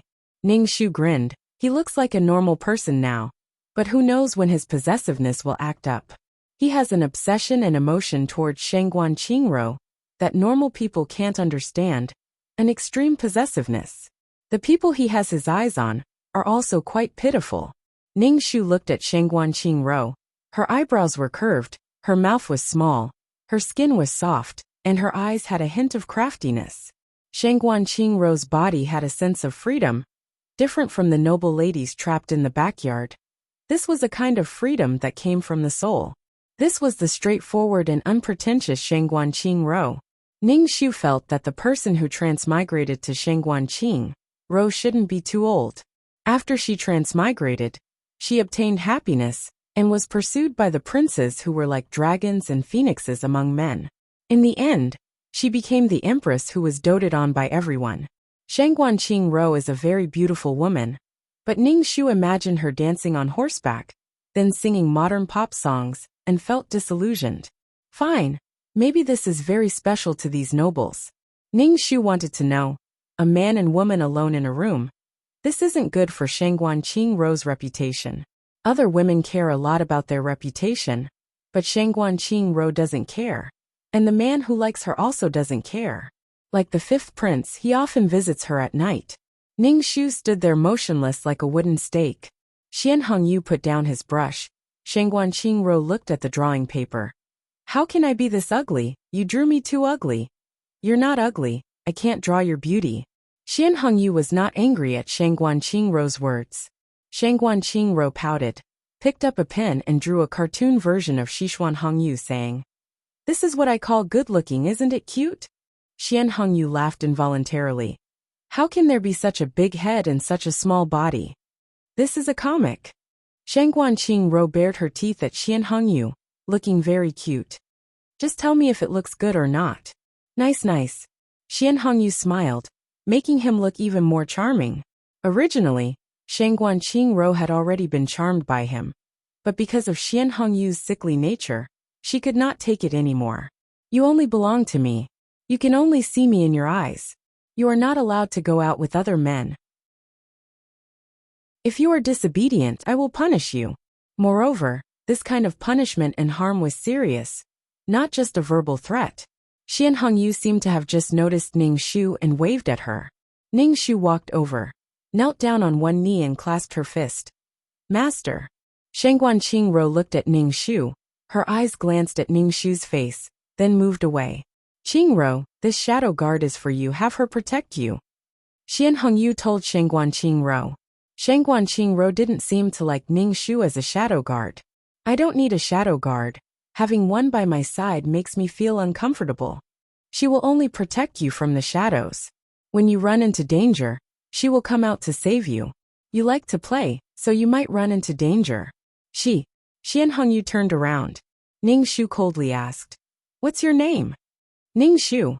11. Ning Shu answered. 11 can protect you when you run into danger. Having a female shadow guard by your side is also convenient. Xian Hongyu touched the jade pendant on his waist and told Shengguan Qingro. Shengguan Qingro pouted and didn't say anything. Xian Hongyu's narrow eyes flashed a bit. Ning Shu felt that Xian Hongyu might be angry, so he called Shengguan Qingro, "Lady Shengguan. From now on she is your master. Protect her well and obey her every command. Do you understand?" Xian Hongyu said to Ning Shu coldly and majestically. "This subordinate will remember." Ning Shu lowered his head and said. Shengguan Qingro could only accept Ning Shu as her shadow guard. Shengguan Qingro felt stifled, but Ning Shu felt even more stifled. She was supposed to protect Shengguan Qingro. Why is she so unwelcomed? When Shengguan Qingro left, she was a bit unhappy. Xian Hongyu didn't say anything, only gave Ning Shu a meaningful look. Ning Shu didn't understand this look. What does it mean? Ning Shu saw Shengguan Qingro leave and quickly followed. After leaving the prince's estate, Shengguan Qingro stopped and turned around to face Ning Shu. "Thank you for protecting me, but I don't like people following me around and interfering with me."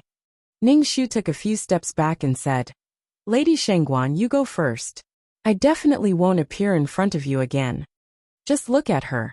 An ancient boudoir girl who didn't even bring a maidservant with her when she went out. It was really dangerous. Shengguan Qingro didn't even have the strength to truss a chicken. What if she was captured and dragged away by someone? Maybe the next time Xian Hongyu sees Shengguan Qingro, it'll be at Yihong Court. Bringing a maid with you is also a sign of your status. It makes people not dare to be impudent. Secondly, it's better to avoid suspicion."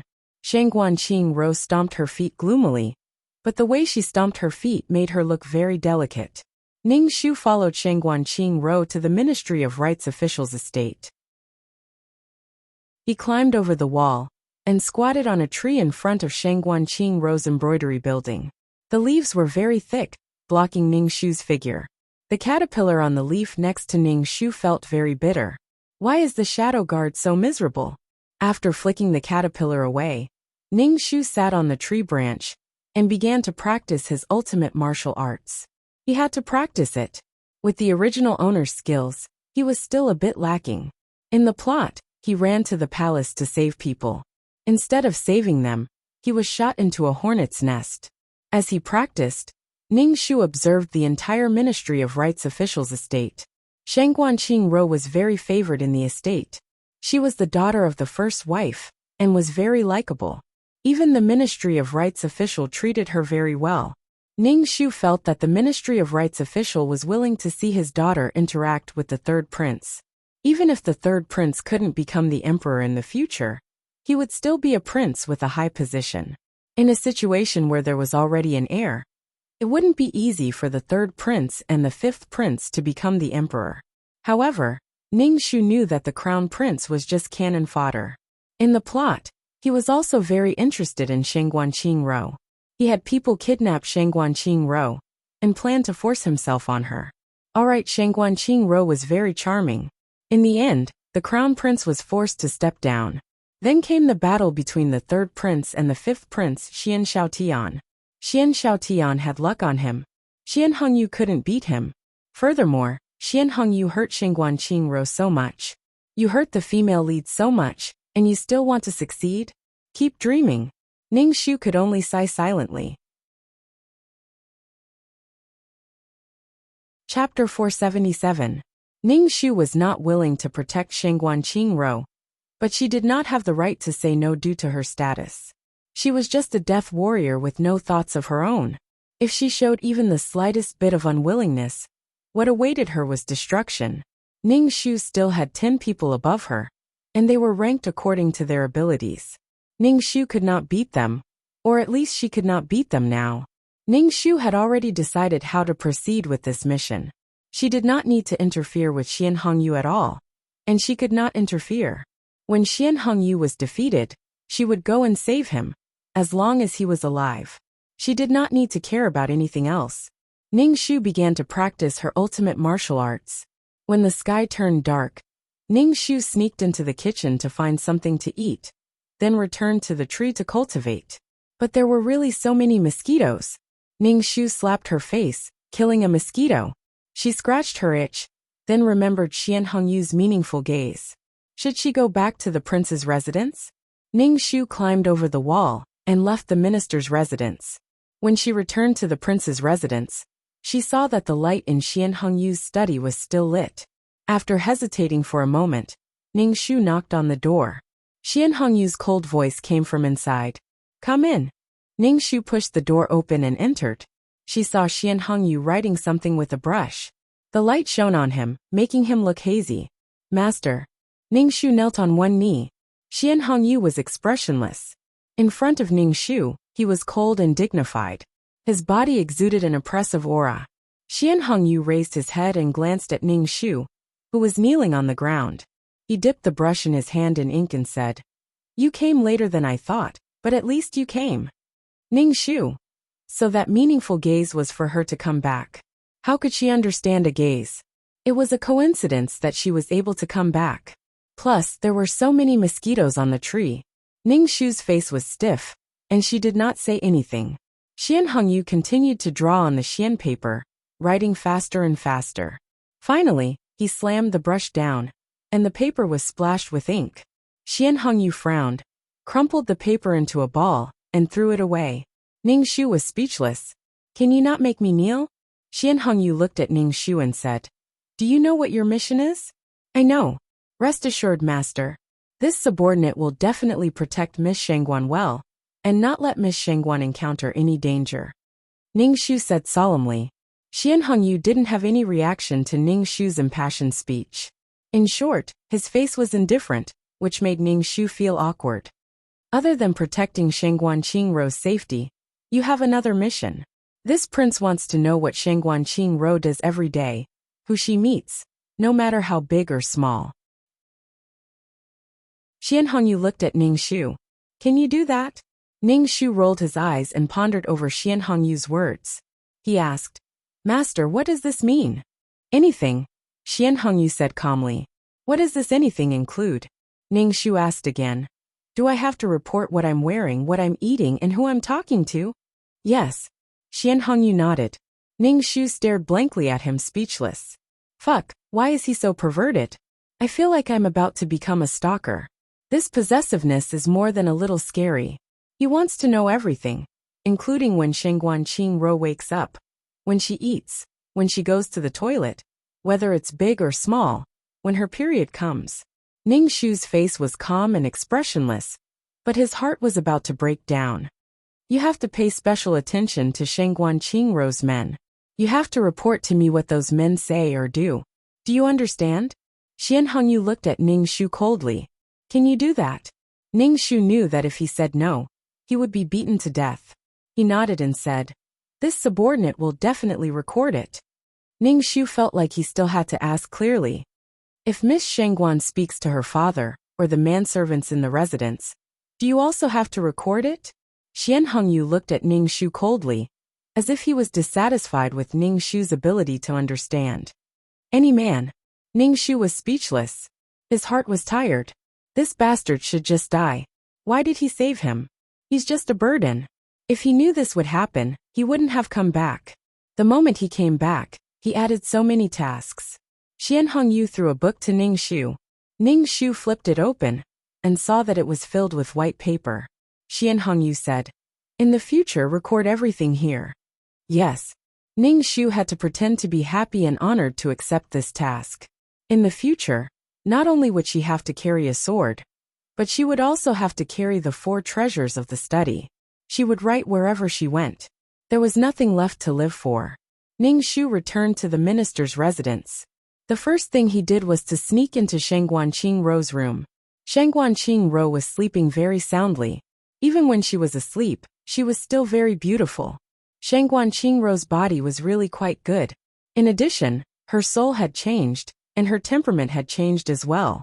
This made Shangguanqing Ro stand out among the noble ladies. She attracted the attention of the nobles. Ning Shu returned to the tree and took out the book. Under the weak light of the torch, Ning Shu wrote in the book. Miss Shangguan slept very soundly. After turning over, she even smiled.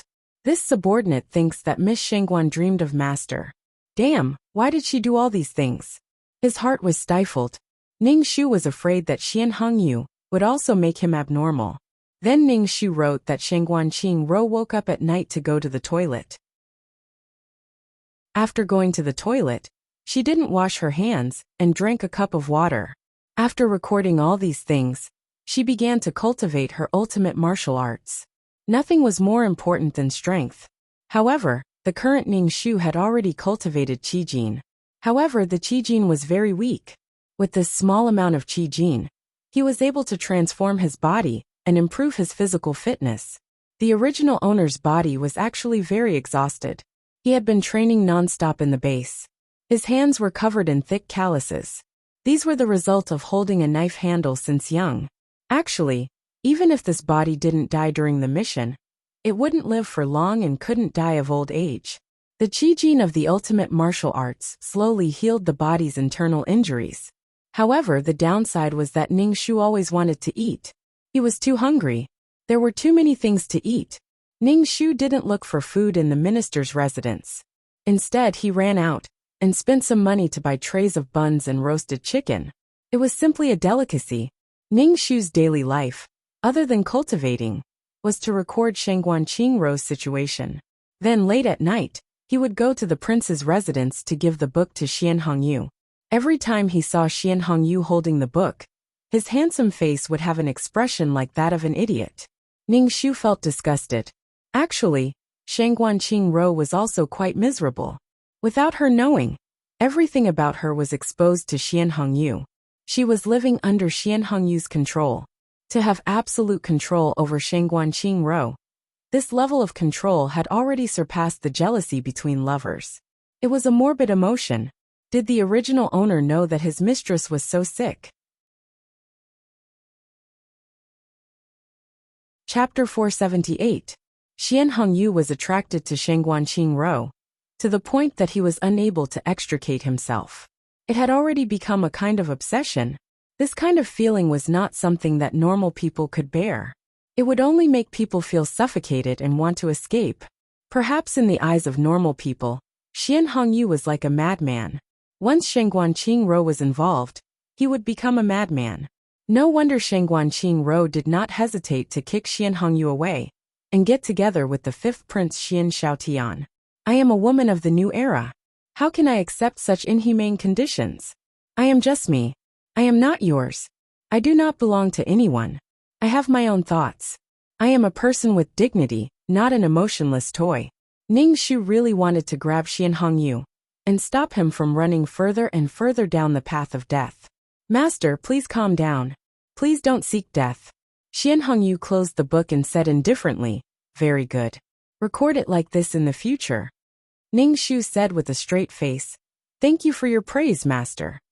Ning Shu hesitated and said, Master, since you like Miss Shangguan, you should marry her. That way, Xian Hongyu would not be able to stare at someone else's wife and grit his teeth. Xian Hongyu looked at Ning Shu indifferently. His eyes were sharp and cold. He coldly scolded, impudent. Ning Shu was helpless. He half knelt on the ground and apologized. Master, please forgive me. I spoke out of turn. Xian Hongyu was angry that she was ordering him around. They were not on the same level. She could not even voice her opinion. Ning Shu also gave up on matchmaking Xian Hongyu and Shangguanqing Ro. Practicing martial arts was the way to go. When Xian Hongyu was about to be destroyed, he would just save his life. Remember your own status. Xian Hongyu's face was cold. He threw the book to Ning Shu. Ning Shu put the book away and returned to the minister's residence to protect Shangguanqing Ro. Ning Shu did what a shadow guard should do. Ning Shu did not want to participate in other things. The plot would develop as it should. However, this mission was not easy at all. Shangguanqing Ro loved to attend banquets and was the kind of person who loved to play and try new things. She had to follow behind Shangguanqing Ro. Every banquet would attract the attention of a large number of men. Even on the streets and in restaurants, there would be handsome men. This was a collection of beautiful men. Furthermore, these men more or less had a favorable impression of Shang Guanqing. Even if they didn't like her, they still treated her as a friend.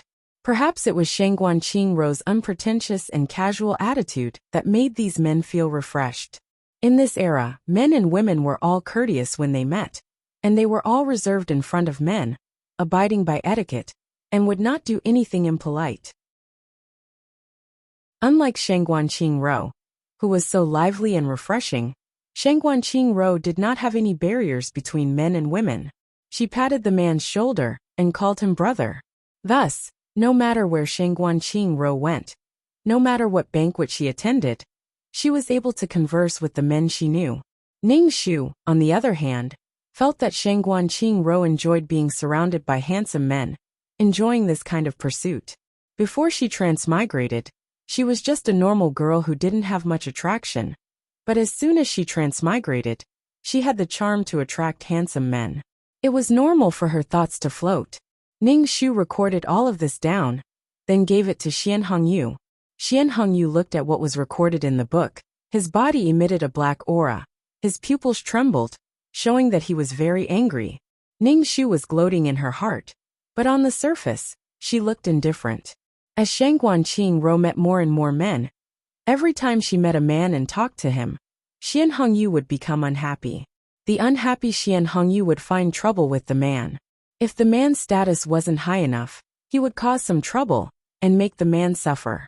If the man's status was high enough, Xian Hongyu would keep quiet and do bad things behind his back. Xian Hongyu had been holding himself back from hurting Shang Guanqing, but in the end, he still exploded. Xian Hongyu pulled Shang Guanqing into his mansion, first confessing his love to her. "Qingro, my heart is in love with you." Shang Guanqing's face reddened, a bit embarrassed. Looking at the noble Xian Hongyu, she also had a good impression of him. Xian Hongyu saw that she didn't say anything, and became impatient. "Can your heart be in love with me?" Shang Guanqing did have feelings for Xian Hongyu. Xian Hongyu's status was noble, and he was a peerless talent. Xian Hongyu was the most perfect man Shang Guanqing had ever seen. Shang Guanqing was very happy that such a good man liked her. In the modern world, men with good conditions wouldn't even care about her. Yes, Shang Guanqing nodded. Xian Hongyu smiled brightly, making his eyes look like a painting. "Then you are mine if you betray me. I will kill you." Shang Guanqing, who was immersed in the atmosphere of a beautiful man confessing to her, suddenly shivered, and turned to Xian Hongyu, stuttering as she asked, What did you say?" "I said you are mine. You can only talk to me. You are not allowed to talk to other men, or else I will kill you." Xian Hongyu's eyes were smiling and happy, but the words he said were very cruel and eerie. Ning Shu, who was squatting on the tree watching the show. "Fuck, if it was me, I would have run away as soon as I heard that." Shang Guanqing was clearly frightened, but she still argued, straightening her neck and saying, "How can you be like this? What right do you have to not let me talk to other men? Aren't you being too nosy?" Hearing that, Xian Hongyu's face darkened, but he still said, "Be obedient, or else I will really kill you." Shang Guanqing was about to die from anger. This man is too domineering. Just because he confessed to me, does that mean I belong to him now? I don't like a male chauvinist sand pig like you. Shang Guanqing turned to leave. The little bit of good feelings she had for Xian Hongyu instantly disappeared. She wanted a man who could understand her and accept her, not a man who controlled her like this. Xian Hongyu's face did not look good. He tightly pursed his lips, grabbed Shang Guanqing's wrist, and asked in a low voice, "You don't like me?"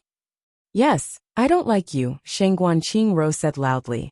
Faced with this situation, Ning Shu thought that according to the normal plot, Xian Hongyu should have pushed Shang Guanqing against the wall, and then kissed her wildly, making her dizzy and lightheaded. With Xian Hongyu's looks, everything would have been solved. Xian Hongyu did push Shang Guanqing against the wall, but he did not kiss her.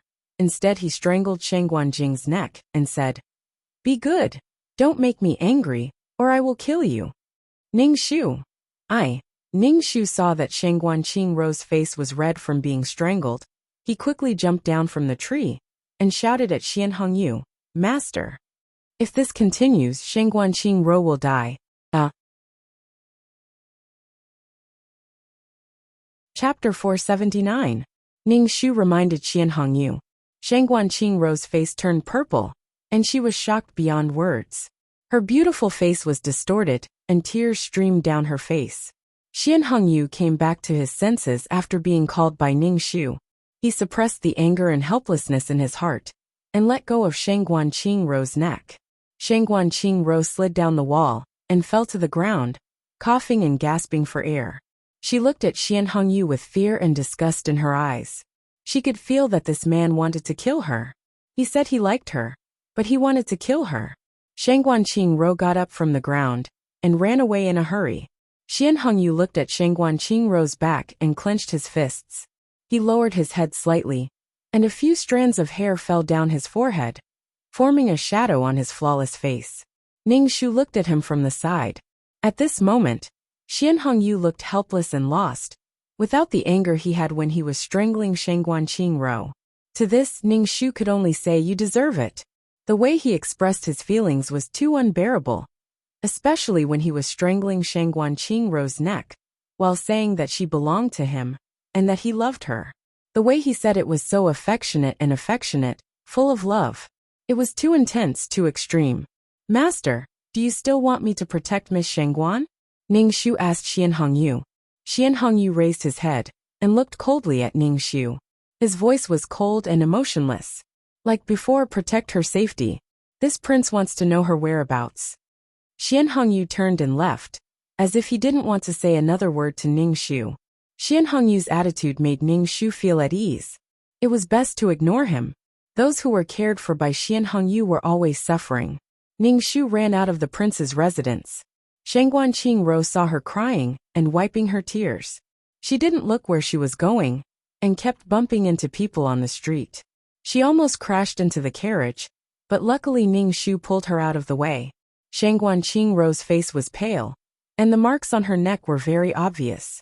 Shang Guanqingrou's expression froze as she stiffly turned her head to look at Ning Shu. Then, she reached out her hand and pushed Ning Shu away, shouting at him with a hoarse voice. "Get lost! I don't want to see you. I don't want your protection. You're Xian Hongyu's man." Ning Shu frowned. Why was he angry with her? If he had the ability, he could go and fight with Xian Hongyu. Furthermore, she had just saved Shang Guanqingrou's life from the horse's hooves. Yet the other party still had this kind of attitude, which made Ning Shu very annoyed. Even if she was ordered to protect Shang Guanqingrou, she did not owe Shang Guanqingrou anything. Venting his anger toward Xian Hongyu on her, Ning Shu took a few steps back, ignoring the shocked Shang Guanqingrou. "Yo, who's this?" A sloppy voice sounded. A palanquin stopped in front of Shang Guanqingrou. The curtains were lifted by a fan, and a man walked out. This man had a ruffian air about him, but his temperament was noble. He was the kind of yuppie, romantic but not vulgar. Most importantly, he had a good face and a pair of long peach blossom eyes, making him look very seductive. Xian Hongyu's temperament was cold and unparalleled, while Xian Xiaoyan's was carefree and unrestrained. Ning Shu looked at this man, thinking, Shang Guanqingrou had just been wronged, and the male lead had already come online. At this time, the female lead needed the male lead to comfort her broken heart. Shang Guanqingrou looked at this man and rolled her eyes, saying angrily, "What does it have to do with you? A good dog doesn't block the way." Xian Xiaotian opened his fan with a whoosh, and glanced at Shang Guanqingrou. "You dare to call this highness a dog? If you continue to be so impolite to this highness, be careful that this highness will punish you for the crime of disrespect." Shang Guanqingrou looked at this despicable man, and was about to die from anger. Enemies truly meet on a narrow road. Meeting him at such a difficult time, Shang Guanqingrou hated this man and said angrily, "Then punish me for disrespect, throw me in jail, and chop off my head." Xian Xiaotian was choked by Shang Guanqingrou's words and closed his fan. "Damn girl, you ate the wrong medicine. You're the one who ate the wrong medicine. Your whole family ate the wrong medicine." Shang Guanqing scolded Qian Xiaotian without thinking. Ning Shu was on the side as a passerby. When he heard Shang Guanqing's words, he was speechless. Is this a big-breasted brainless person? Or is she fearless? Shang Guanqing even scolded the emperor. Qian Xiaotian used his fan to slap Shang Guanqing's picture and said unhappily, "Damn girl, you've got guts. Is this highness someone you can scold?" Shang Guanqing finally reacted and stuck out her tongue, feeling a bit guilty. Qian Xiaotian didn't blame Shang Guanqing, but instead helped her cover it up. He was actually protecting Shang Guanqing. This was actually a pair of quarrelsome lovers. Qian Xiaotian met Shang Guanqing at a banquet, and directly said that Shang Guanqing's songs were immoral. This made Shang Guanqing very unhappy. She had been singing these kinds of songs ever since she came to the ancient times. Everyone said it was very special, but this man said it was immoral. Actually, Ning Shu also agreed with 5th Prince Qian Xiaotian's words. After all, modern popular songs were very straightforward, and were all about love. In this conservative and tactful ancient times, it was indeed shocking. At that time, Shang Guanqing was unhappy, and asked Qian Xiaotian to sing a song to see what he could sing. Qian Xiaotian said that he wasn't a prostitute and couldn't sing. The two of them started a feud, and whenever they saw each other, they would scold each other. Shang Guanqing felt that she was very unlucky today. First it was Xian Hongyu, then it was the Qian Xiaotian. Both of them couldn't get along with her.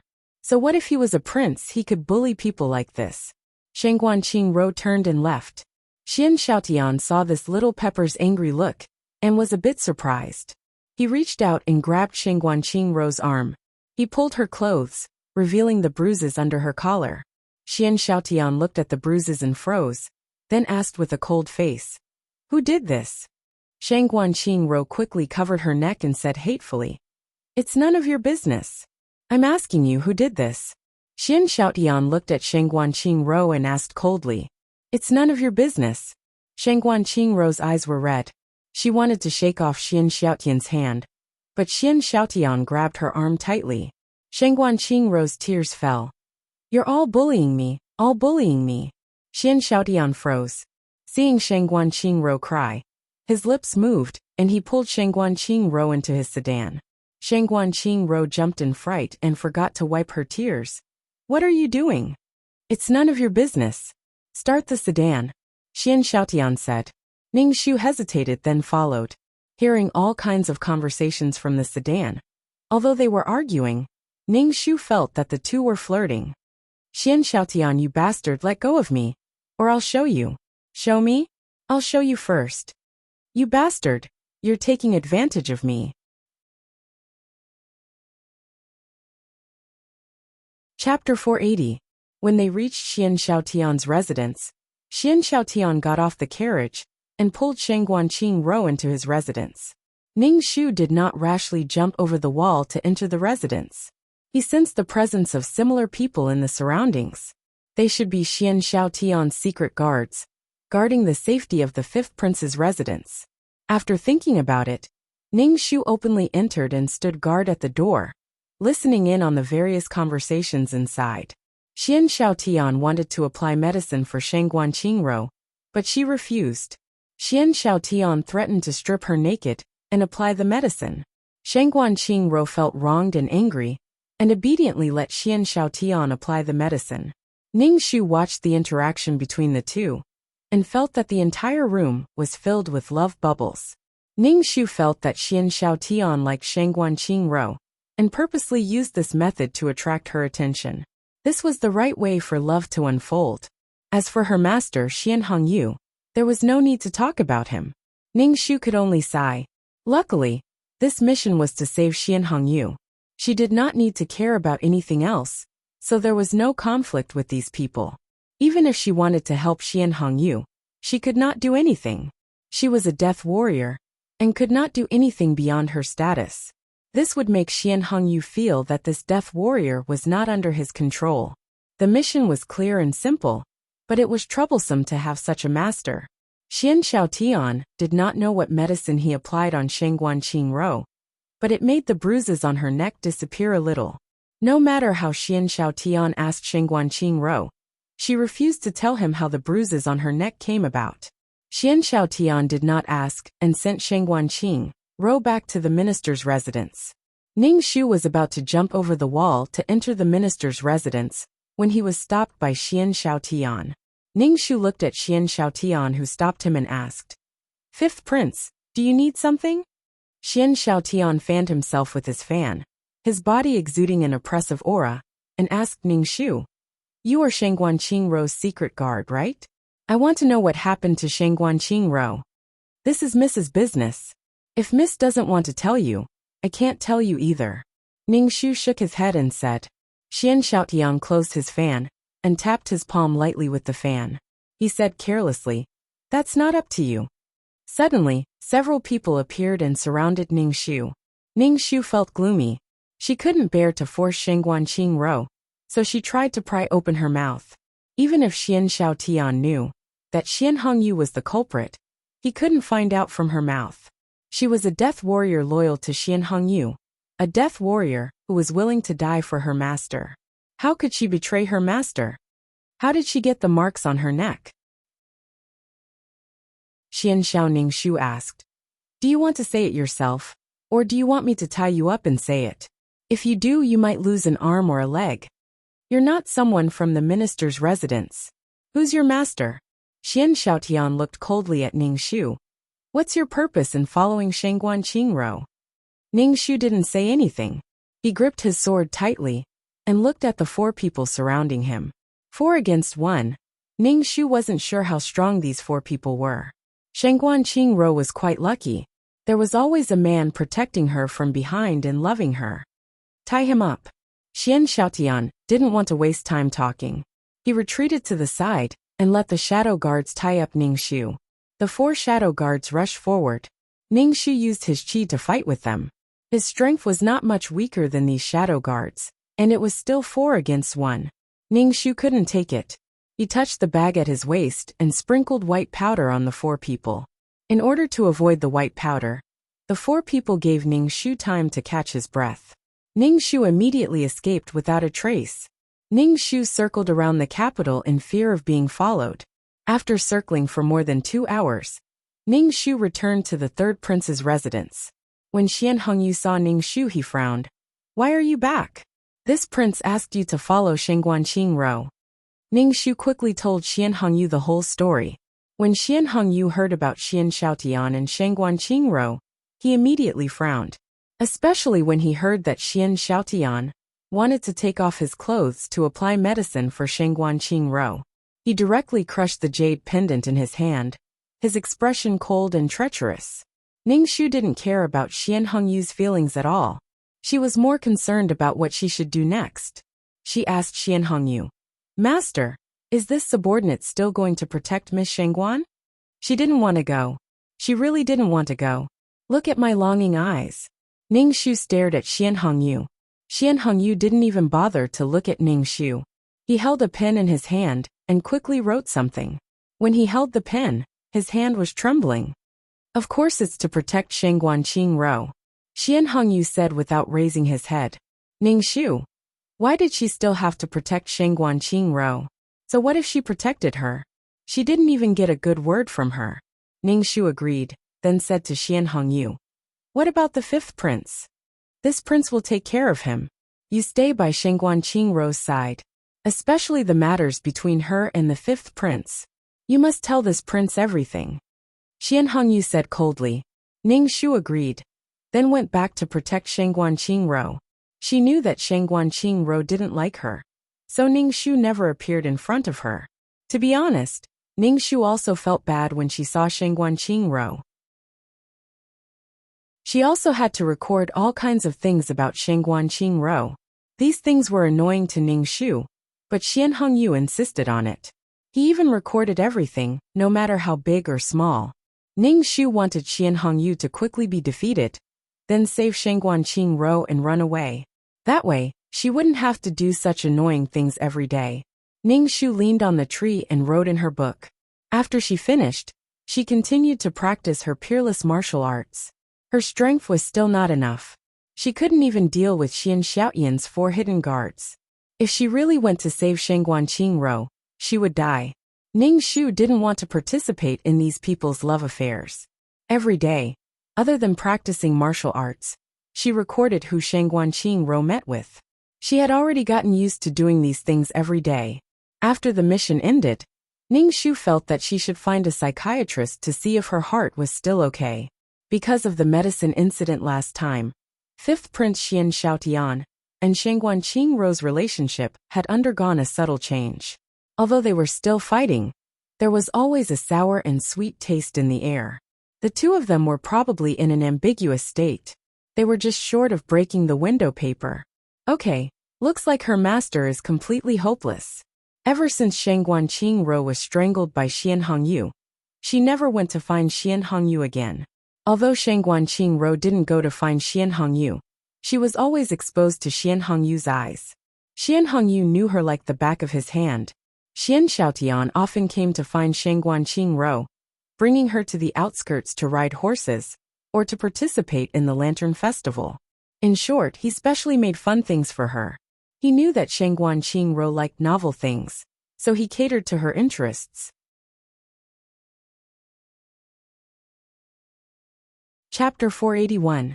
Xian Xiaotian and Shengguan Qingro's current situation was like a modern man and woman going on a date.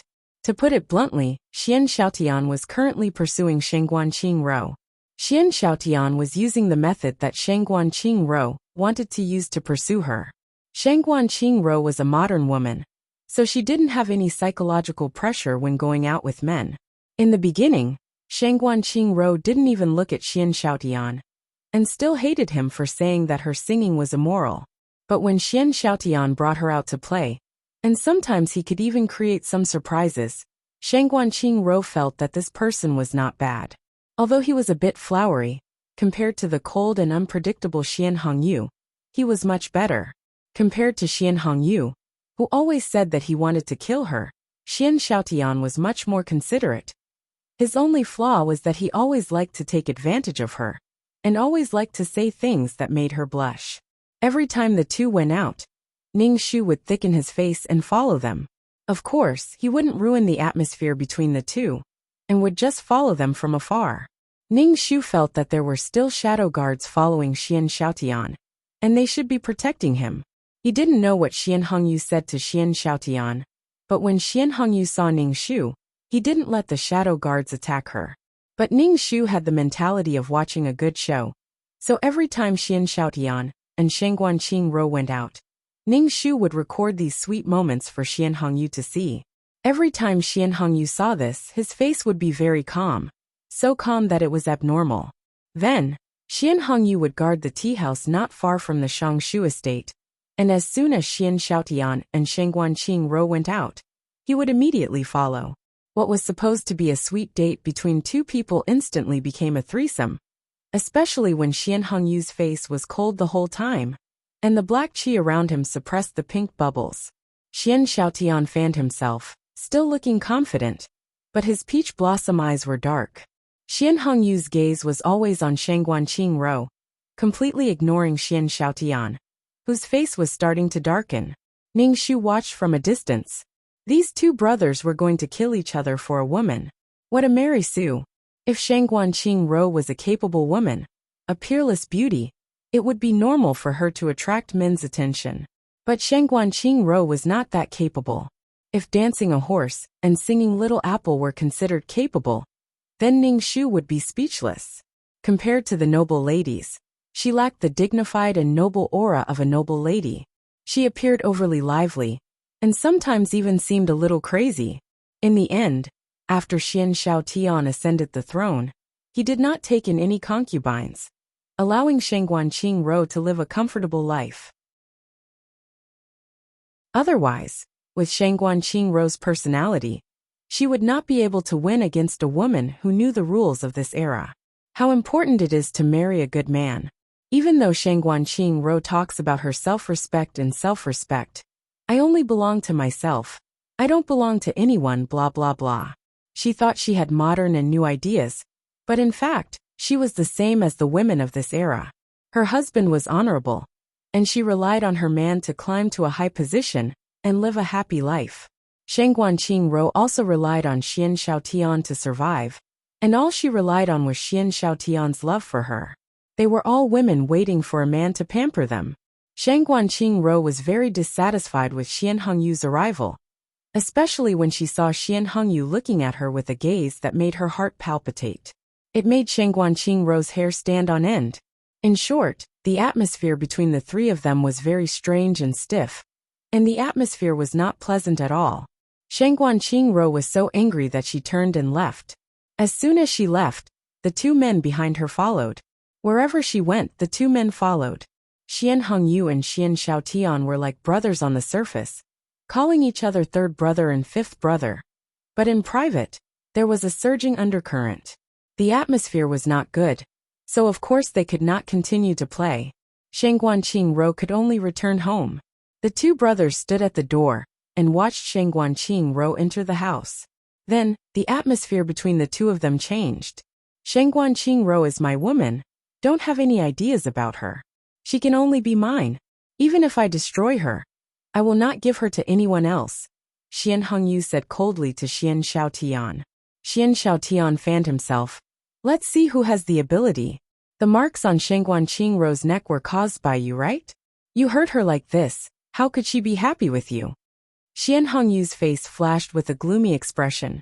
He coldly snorted and turned to get on the sedan. Seeing Ning Shu not far away, he narrowed his eyes. Fuck. It's that meaningful gaze again. Ning Shu really wanted to pretend that she did not see it. She and Xian Hongyu basically communicated with their eyes. Who the hell knows what he wants to say? Seeing Xian Hongyu leave, Xian Xiaotian also got on his own sedan. However, he also glanced at Ning Shu, and his peach blossom eyes flashed with a trace of light and haze. Ning Shu, that why is he looking at her, a shadow guard? At night, Ning Shu hid in a dense tree branch to practice martial arts. When she heard light footsteps, she immediately stopped practicing. Parting the leaves, she saw Xian Xiaotian standing outside Sheng Guanqing's room. Xian Xiaotian tidied his clothes, then opened the window and jumped in. Ning Shu, that Ning Shu really wanted to yell. There's a flower thief here. She pricked up her ears to listen to the movements in the room. Rustling sounds came from inside, followed by Sheng Guanqing's voice. 11:11. Sheng Guanqing's voice was not loud, but it was just enough for Ning Shu, who was standing guard outside, to hear. Ning Shu hesitated for a moment, then lightly jumped down from the tree. She jumped into the room through the window, only to see Sheng Guanqing sitting on the bed perfectly fine. Xian Xiaotian was sitting leisurely on a stool, playing with an elegant white porcelain cup in his hand. Xian Xiaotian shouted, "Come in." Four secret guards came in and surrounded Ning Shu. The boudoir, which was originally quite big, was now very crowded. They were waiting for her. Ning Shu held her sword tightly and asked Sheng Guanqing, who was sitting on the bed, "Miss Shengguan, what's the meaning of this?" Sheng Guanqing's face was very beautiful under the light. The more you look at a beauty under the light, the more beautiful she became. Her skin was like cream, with a hint of naivety and charm from just waking up. Ning Shu naturally did not care about Sheng Guanqing's beauty. She was thinking about how to break out of the encirclement. Furthermore, these people were all masked, a very thick kind of cloth, clearly to prevent her from poisoning them like last time. "You're Xian Hongyu's shadow guard. Recently, you've been sending him news about me. Otherwise, why would Xian Hongyu know every time I go out? Leave, I can't afford to have a shadow guard like you." Sheng Guanqing said angrily. "You're loyal to Xian Hongyu. I don't need you to protect me." Sheng Guanqing was very annoyed that Xian Hongyu would follow her wherever she went. Sheng Guanqing was very annoyed by Xian Hongyu's entanglement. Ever since Xian Hongyu made a move on her and strangled her, Sheng Guanqing had completely excluded Xian Hongyu from her heart. Looking at a noble and peerless man who actually made a move on a woman, this kind of scum cannot be kept. Chapter 482. After Sheng Guanqing came to the ancient era, she had seen many handsome men. She had been mesmerized by Xian Hongyu's beauty at first, but the longer she stayed in the ancient era, the more handsome men she saw. Her shock and admiration for Xian Hongyu gradually disappeared. On the other hand, Xian Hongyu's feelings for Shengguan Qingro were very deep, to the point that it had become an obsession. One was eager to control, while the other was eager to get rid of him. What a tragedy. 11. You are Xian Hongyu's shadow guard. Even if you follow me now, your heart is still loyal to your original master. You don't have to follow me anymore. You can leave. Shengguan Qingro did not want to see anything related to Xian Hongyu. Ning Shu frowned and said, Master told me to protect you. This is my duty. Ning Shu glanced at the shadow guards who were eyeing her covetously. He was afraid that he would not be able to walk out of this room safely today. Xian Xiaotian placed the cup in his hand on the table and said lightly, You're here to monitor this girl and protect her. Third brother really put in a lot of effort. Ning Shu understood now. Xian Xiaotian was annoyed at him for being a stalker. Also, he kept reporting to Xian Hongyu, so the two of them did not have the chance to go out alone. Their date was ruined. My responsibility is to protect Miss Shengguan, not to spy on her. Ning Shu said calmly, without blushing or skipping a beat. Shengguan Qingro looked at Ning Shu speechlessly. Then why does Xian Hongyu follow me every time I go out? If you didn't tell Xian Hongyu, how would he know? Ning Shu was speechless when he heard Shengguan Qingro mention Xian Hongyu. Xian Hongyu was still a prince. Calling him by his full name was very disrespectful. I was the one who told Master. Master said that Miss Shengguan has to tell him every time she goes out. Master was worried that Miss Shengguan would be in danger. Master was just concerned about Mississippi. Ning Shu shamelessly twisted the truth. Furthermore, Xian Hongyu did this out of concern, although the majority of it was to control Shengguan Qingro. Shengguan Qingro's hair stood on end. If this isn't surveillance, then what is? How could Xian Hongyu do that? Shengguan Qingro's expression was extremely ugly, her brows filled with disgust. Leave, I don't need your protection. Xian Xiaotian stood up and said indifferently, We can't just leave like this. Ning Shu pursed his lips and held his sword tightly. He placed his hand on the bag at his waist and looked at Xian Xiaotian. We can't let her go like this. She's third brother's Death Knight's secret guard. Xian Xiaotian looked at Ning Shu with eyes filled with killing intent. Shengguan Qingro asked in confusion, What's wrong with Death Knights and Shadow Guards? This kind of person only has his master in his heart. He will do anything for his master's orders. People who aren't afraid of death can't be kept alive. Just kill him, Xian Xiaotian said coldly. She is too familiar with the minister's mansion. If she wants to harm you, it will be very easy. Xian Xiao, Shengguan Qingro said. What's more? Who knows how many innocent people's hands are stained with the blood of these people? Ning Shu stared blankly at him, speechless. Fuck. You make it sound like you don't have Death Knights and Shadow Guards. Death Knights are trained by people like you. Even if they kill some innocent people, they should be blamed on you. With a sharp weapon in hand, the one who kills is the person, not the blade. Shengguan Qingro heard Xian Xiaotian's words and looked at Ning Shu. She asked uncertainly, Are we really going to kill her? Xian Xiaotian shook his head. It's too dangerous to keep her by our side. All right, leave this person to me. Shengguan Qingro hesitated for a moment, then nodded. All right. Ning Shu, damn, he's going to decide her life and death so carelessly? Ning Shu knew that Xian Xiaotian wanted to get rid of her and get important information about the third prince, Xian Hongyu, from her mouth. The battle for the throne was already surging in secret, and the battle between Xian Hongyu and Xian Xiaotian would become even more intense because of Shengguan Qingro, the supreme power, and the woman he loved the most. The winner would have everything, and the loser would lose everything, including his life. No matter who ascended the throne, they would kill the other without hesitation. Tie her up, Xian Xiaotian said to the 4 shadow guards. Ning Shu immediately said, Wait, I have something to say. The 4 shadow guards stopped and looked at Xian Xiaotian. Xian Xiaotian looked at Ning Shu coldly. What do you want to say? Ning Shu circulated his qi in his dantian, his body tensed up and ready to go. He said to Shengguan Qingro, I know I can't escape this time, but I want to say a few words to you. What do you want to say? Shangguanqing Ro looked at Ning Shu, her face filled with pity for a person about to die. Ning Shu circulated his qi and rushed in front of Shangguanqing Ro, his hand reaching out like lightning and grabbing Shangguanqing Ro's neck. Xian Xiaoyan's face immediately turned ashen. His low voice was filled with boundless rage, completely different from his usual roguish and unrestrained manner. Let her go, or else this highness will make you beg for death. Ning Shu grinned, one hand grabbing Shangguanqing Ro's arm, and turning her arm behind her back, making her unable to move. You lied to me, Shangguanqing Ro struggled, but with her hands behind her back, she couldn't move. You still want to kill me? Ning Shu curled his lips and said to Xian Xiaotian. Let me go. Impossible. Xian Xiaotian's face turned ugly. To be threatened by an ant, what a joke.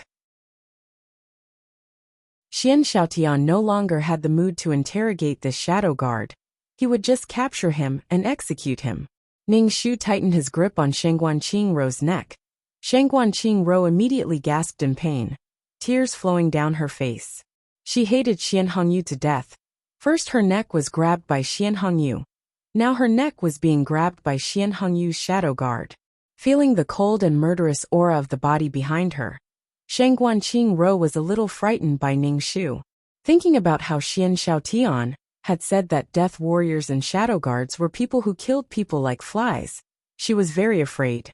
The two groups of people were in a deadlock. The room was quiet. Ning Shu saw that Xian Xiaotian wouldn't let him go, so he placed his sword on Shangguanqing Ro's neck. Let me go, or I'll kill her. Xian Xiaotian looked at Ning Shu, then looked at the sword on Shangguanqing Ro's neck, his expression indifferent and calm.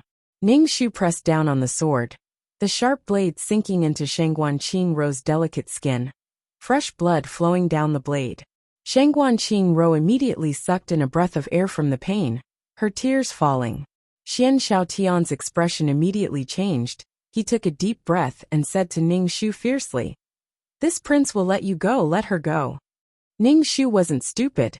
If he let go of Shangguanqing Ro, the 4 death warriors would surround her, the kind that would kill.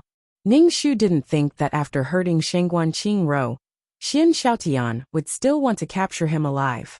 She challenged Xian Xiaotian's authority. He could only kill her.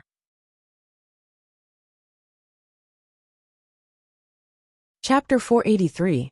Ning Shu dragged Shangguanqing Ro out of the room. He wanted to let go of her and run, but he saw Xian Xiaotian's dark face, his face filled with killing intent. Xian Xiaotian's eyes were cold and indifferent. It was obvious that he wanted to kill him today. In this situation, Ning Shu could not let go of Shangguanqing Ro. He gathered his qi and carried Shangguanqing Ro, stepping on the wall and flying away. However, Ning Shu felt that Shangguanqing Ro was a bit heavy. Chase! Xian Xiaotian's face was cold as he led Ning Shu to chase. Let go of me. Shangguanqing Ro kept struggling. She felt the pressure behind her getting closer and closer. The aura of death was getting closer and closer, causing Ning Shu's hair to stand on end. On top of that, Shangguanqing Ro kept making a fuss, which made Ning Shu very impatient. She directly chopped her neck with her hand, knocking Shangguanqing Ro unconscious. Then, she carried Shangguanqing Ro and ran towards the 3rd prince's estate. Feeling the distance behind him getting closer and closer, Ning Shu gathered his qi in his dantian and increased his speed. He was still too weak. He was really too weak. Xian Xiaotian wanted to kill him. He did not want Xian Hongyu's men to be around Shangguanqing Ro. Xian Xiaotian already treated Shangguanqing Ro as his woman, a woman that no one else could touch. Xian Hongyu could send Shangguanqing Ro a shadow guard. This meant that the two of them were not ordinary people. Killing this shadow guard would completely worsen Shangguanqing Ro's relationship with Xian Hongyu. Those who were born into the royal family did everything with a purpose. Ning Shu felt his dantian was about to be torn apart. It was not easy to get rid of the 4 shadow guards and Xian Xiaotian, who was not weak. Ning Shu wanted to put Shangguanqing Ro down and run. But even if she did, the people behind her wouldn't let her go. She might as well keep Shangguanqing Ro in her hands, as that would be a life-saving talisman. Seeing that they were about to reach the 3rd prince's estate, Ning Shu put his finger to his mouth and blew a loud whistle. The sound was sharp and hurried. This was the method used by the shadow guards in the base to express themselves when it was inconvenient for them to communicate. Suddenly, a few black shadows darted out of the third prince's manor. Ningxu had arrived. Ningxu directly said to them, "You guys hold them off for me. I'm going to find Master." Seeing these people, Ningxu let out a sigh of relief. He carried Shengguanqing Ro into the prince's mansion and went to Xian Hongyu's study room. He saw that the light in his study room was still on. Ningxu knew that Xian Hongyu was waiting for him to deliver the book today and wanted to know what Shengguanqing Ro had done today. But today, she had brought everyone with her. Ningxu knocked on the door.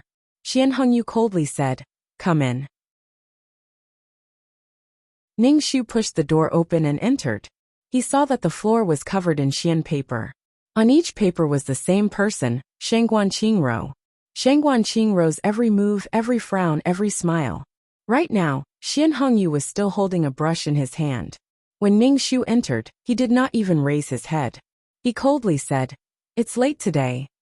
Facing such a Xian Hongyu, Ningxu felt a chill at the back of his head. After placing Shengguanqing Ro on a chair, Xian Hongyu raised his head and glanced at Ningxu. His gaze landed on the unconscious person on the chair. He was stunned for a moment, then threw down his brush and walked over. Especially when he saw the wound on Shengguanqing Ro's neck. He looked at Ningxu with a particularly sharp gaze. Ningxu hurriedly said, "Master, this subordinate can explain." Ningxu emphasized that Xian Xiaotian went to Shengguanqing Ro's room in the middle of the night. It looked like he wanted to do something bad. She wanted to save her, but found out that the two of them were in cahoots. They wanted to capture her and interrogate her about Master. Then she brought Shengguanqing Ro back. She did not know how the wound on Shengguanqing Ro's neck came about. Xian Hongyu coldly looked at Ningxu, then extended his white jade-like hand. "Don't try to play tricks in front of this prince." Xian Hongyu slapped Ningxu, clearly punishing Ningxu for acting on her own. Ningxu quickly bent down, dodging Xian Hongyu's palm. She pulled open Shengguanqing Ro's collar, pretending to have dodged Xian Hongyu's palm by accident. She said to Xian Hongyu, "Master, Miss Shengguan's wound needs to be treated." Xian Hongyu slightly narrowed his eyes at Ningxu, then bent down to carry Shengguanqing Ro into the side room. Only then did Ningxu let out a silent breath. She did not want to be hit by Xian Hongyu. Fuck, in that situation, she could have been killed. Xian Hongyu did not say anything to comfort her. He even blamed her for hurting Shengguanqing Ro. Alright, Shengguanqing Ro was many times more important than her. The shadow guard felt bitter. She really did not know what kind of mentality the original owner had to sacrifice her soul to save her master. With such a master, it was better to get rid of him as soon as possible. 11 actually still wanted to save him. Ningxu could not understand 11's loyalty to Xian Hongyu. Xian Hongyu was lucky to have such a death guard to follow him and not abandon him. However, Xian Hongyu's attitude towards her was that she was just a tool. He did not even treat her as a person. His attitude towards the original owner was probably the same. Ningxu glanced at the countless portraits on the ground. These were all Shengguanqing Ro in Xian Hongyu's heart. Rather than saying that Xian Hongyu loved Shengguanqing Ro deeply, it was more of an obsession. After leaving the study, Ningxu closed the door. After running for her life for a while, her whole body was sore and weak. Moreover, her muscles were still in pain from the strain. She did not know how Xian Xiaotian was doing. Ningxu stood on the wall of the prince's residence, waiting for the shadow guards to return. When the shadow guards returned, Ningxu smelled the scent of blood on them. She hurriedly asked, "How is it?" "They left first. These people are not weak. Should we inform the master?" One of the shadow guards said. His face was covered, and in addition to the darkness, it was hard to see what he looked like. Ningxu shook her head. "Let's talk about it tomorrow." Xian Hongyu was not in the mood to listen to these things. In the future, Xian Hongyu would probably not ask her to protect Shengguanqing Ro anymore. It was already like this. If Xian Hongyu still asked her to protect Shengguanqing Ro, it was no different from sending her to her death. Ningxu did not care about this anymore. She stepped on a tree trunk and flew up to a branch, preparing to start cultivating. She was now like a monkey, climbing trees whenever she saw one. She had never slept on a bed before. The death guard job was dangerous and the benefits were low. How could such an inhumane job exist? Or was it because her strength was too weak? She could only run every time. Ning Shu wanted to kill everyone and be invincible on the forbidden Violet Peak. There was no one she could rely on here. Xian Hongyu, that sickly master, was not worth mentioning. Who knew if he did not die on a mission, but died in her hands? After taking a deep breath, Ning Shu cleared her mind and began cultivating. Xian Hongyu, you pervert, let go of me. Ning Shu, who was still cultivating, was interrupted by a scream.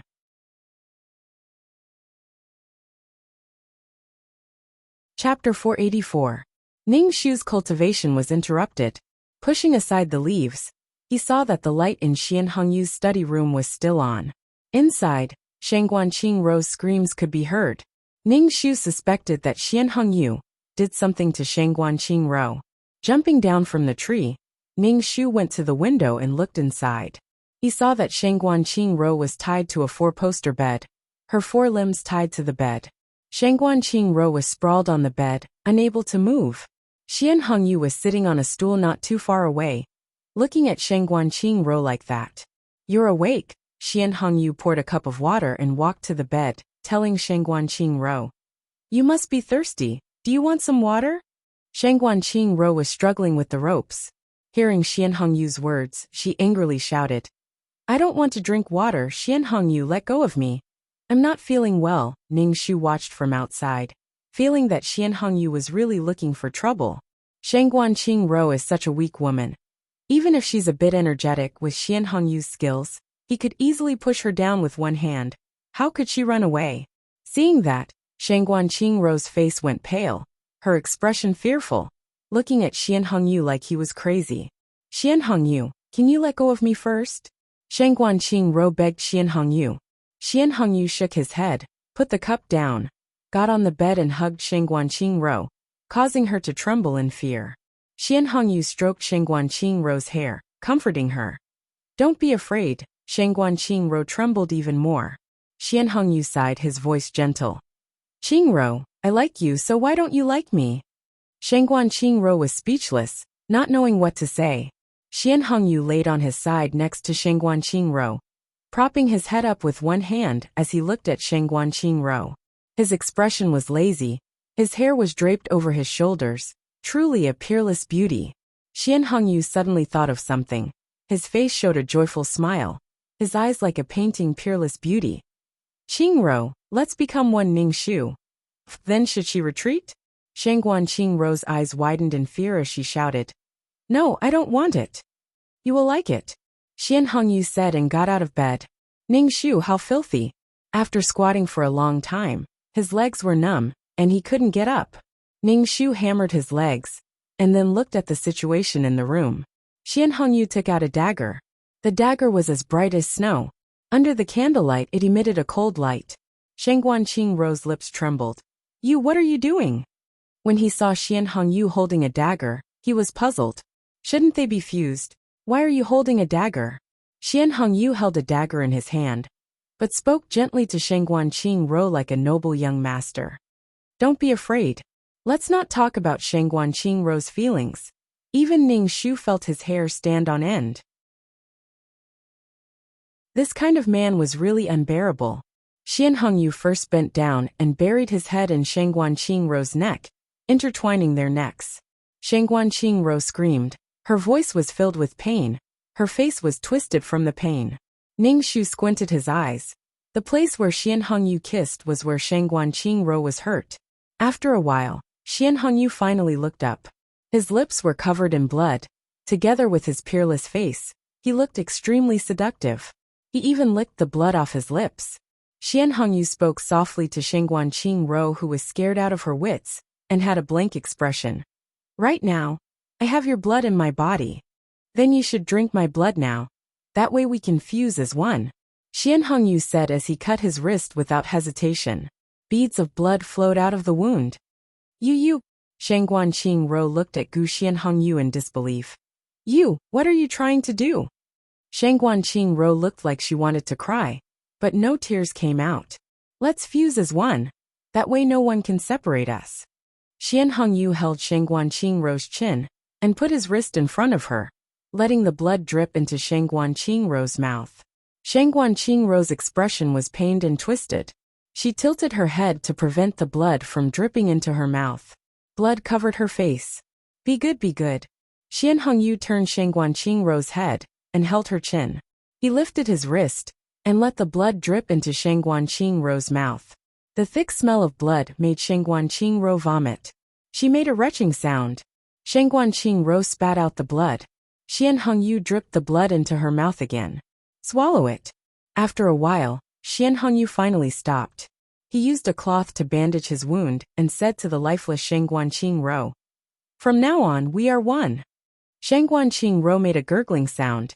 She was stunned, clearly frightened by Xian Hongyu. Xian Hongyu got on the bed and hugged Shang Guanqingrou. He said to Shang Guanqingrou, whose face was covered in blood, "I'm very happy." Ning Shu wiped the cold sweat off his forehead. His legs were no longer numb, so he climbed up the tree in one breath. A sickly man is enough for you. It's scary to be uncultured. So what if you drink blood? After digesting it, you'll poop it out. Why do you have to make it so bloody? Shang Guanqingrou was scared to the point of losing her mind. Feeding each other blood means fusing as one? Does Ning Shu think it's going to be negative contact? Before dawn, Xian Xiaotian came to the third prince's residence. He was probably here to ask for Shang Guanqingrou. Xian Xiaotian's face was so dark that it couldn't be looked at. He fanned himself with the fan in his hand, clearly anxious. Shang Guanqingrou was here the whole night.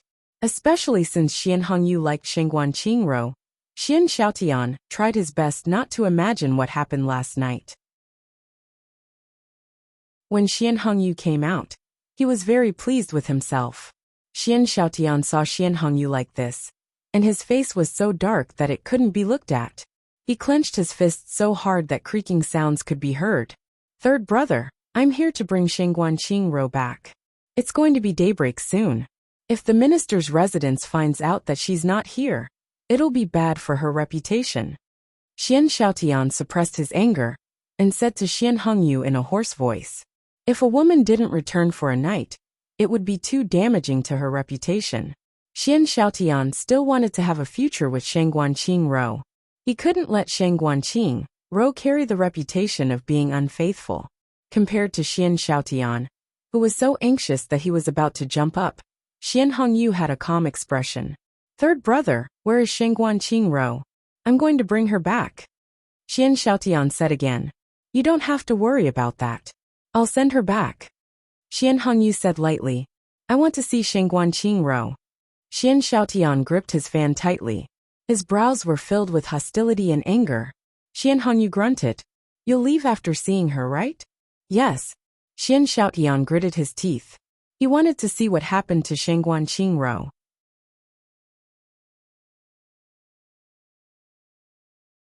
Chapter 485.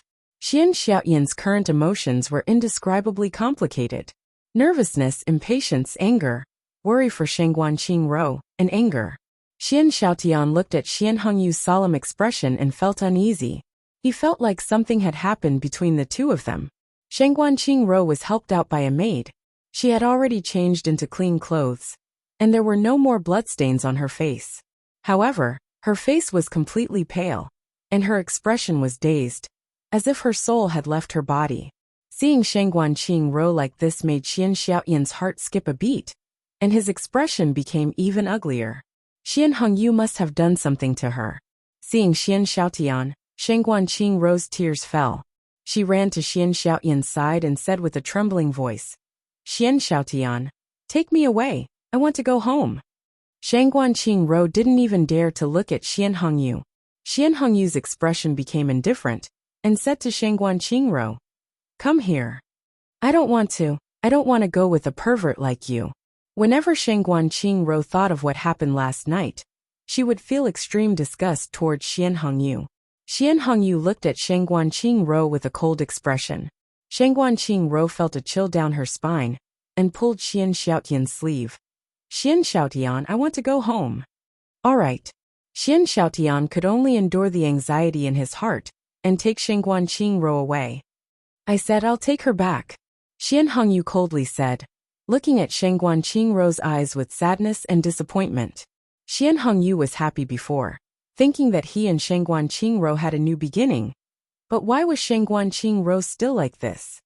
Third brother, she told me to take her back, so let me. Also, don't send any shadow guards to Qingro's side, she doesn't like it. Xian Xiaotian pushed Shengguan Qingro behind him and confronted Xian Hongyu. Xian Hongyu pursed his lips, his expression cold. Shengguan Qingro is one of mine.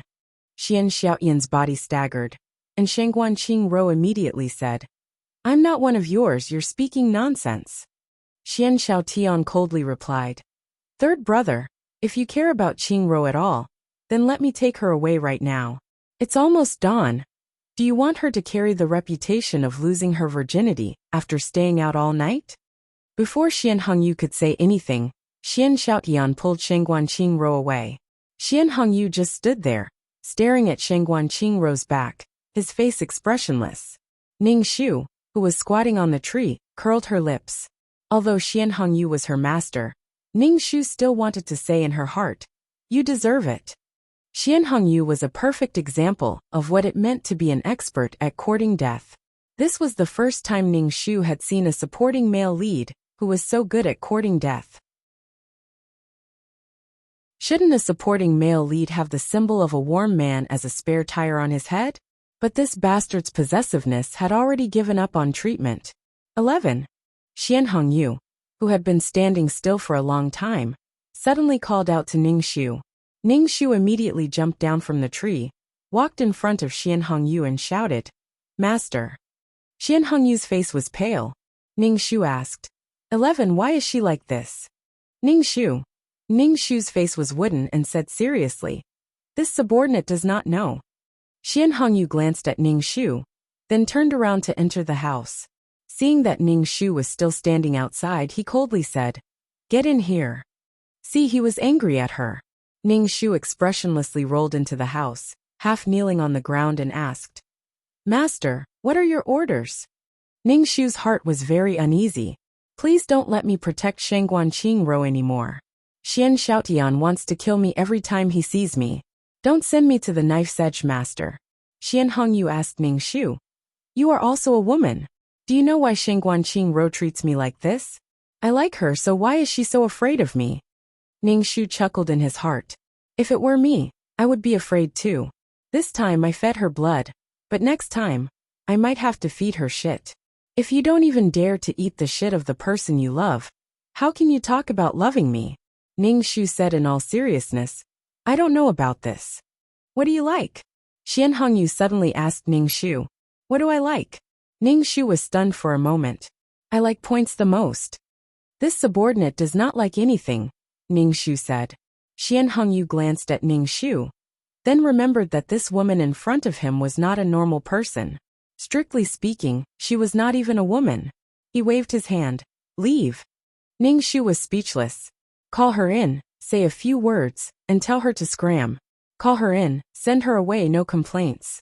Ning Xu turned to leave, but Xian Hongyu suddenly said, Right, there is one more thing.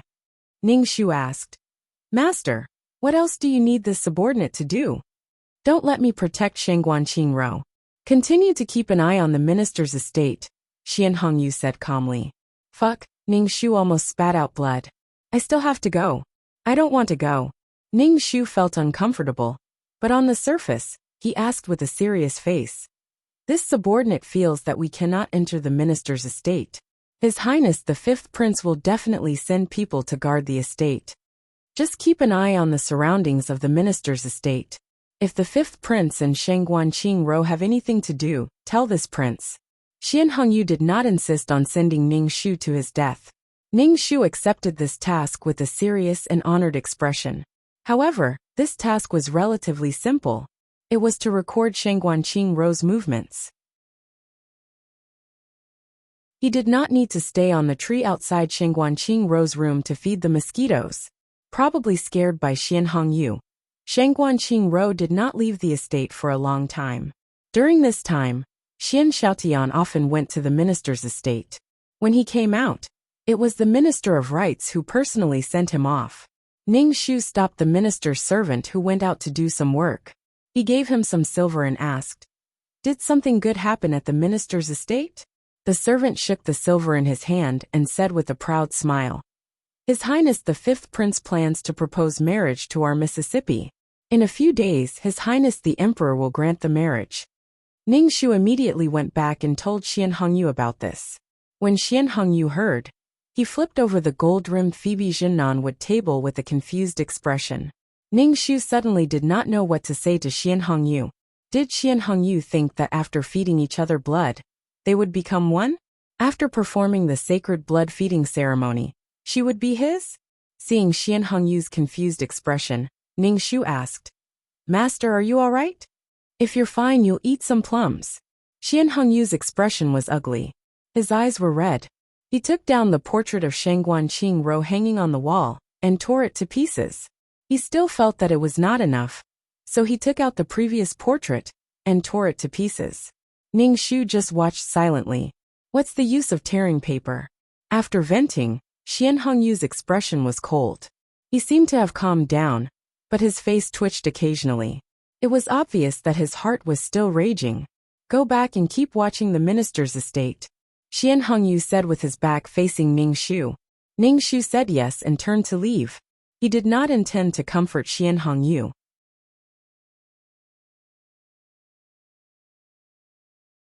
Chapter 486. The plot progressed smoothly, and Xian Xiaotian and Shangguan Qingro were about to get married. The playful Shangguan Qingro had not left the residence for a long time. Even Xian Xiaotian rarely went to the minister's residence. In the past, Xian Xiaotian would frequently go to the minister's residence, probably because he was busy with the wedding. Ning Shu asked the servant girl who went out to work, and she said that Shangguan Qingro was embroidering a dowry. Embroidering a dowry? Ning Shu did not think that Shangguan Qingro could embroider a dowry. Not long after, the imperial edict for the marriage was passed down. Xian Xiaotian and Shangguan Qingro's marriage was set in stone. Even if Xian Hongyu tried to stop it, he could not stop the two from getting married. The wedding date was urgent, probably to guard against Xian Hongyu. Xian Hongyu went to see Shangguan Qingro, but he was rejected. Shangguan Qingro wanted to cut off all contact with Xian Hongyu, especially now that she was about to get married. She did not want to see him. Shangguan Qingro was in such a hurry to get married mostly because of Xian Hongyu, and Xian Xiaotian treated her well. But Xian Hongyu did not give up, and even sent death soldiers to the minister's residence to capture him. But Xian Xiaotian made sure that the entire minister's residence was well guarded, just to prevent Xian Hongyu from causing any more trouble. Xian Hongyu's face was cold all day, and the entire third prince's residence was in a gloomy atmosphere. Ning Shu did not care about her master's pain or grievance, and was training hard. The battle between the two sides was getting more and more intense.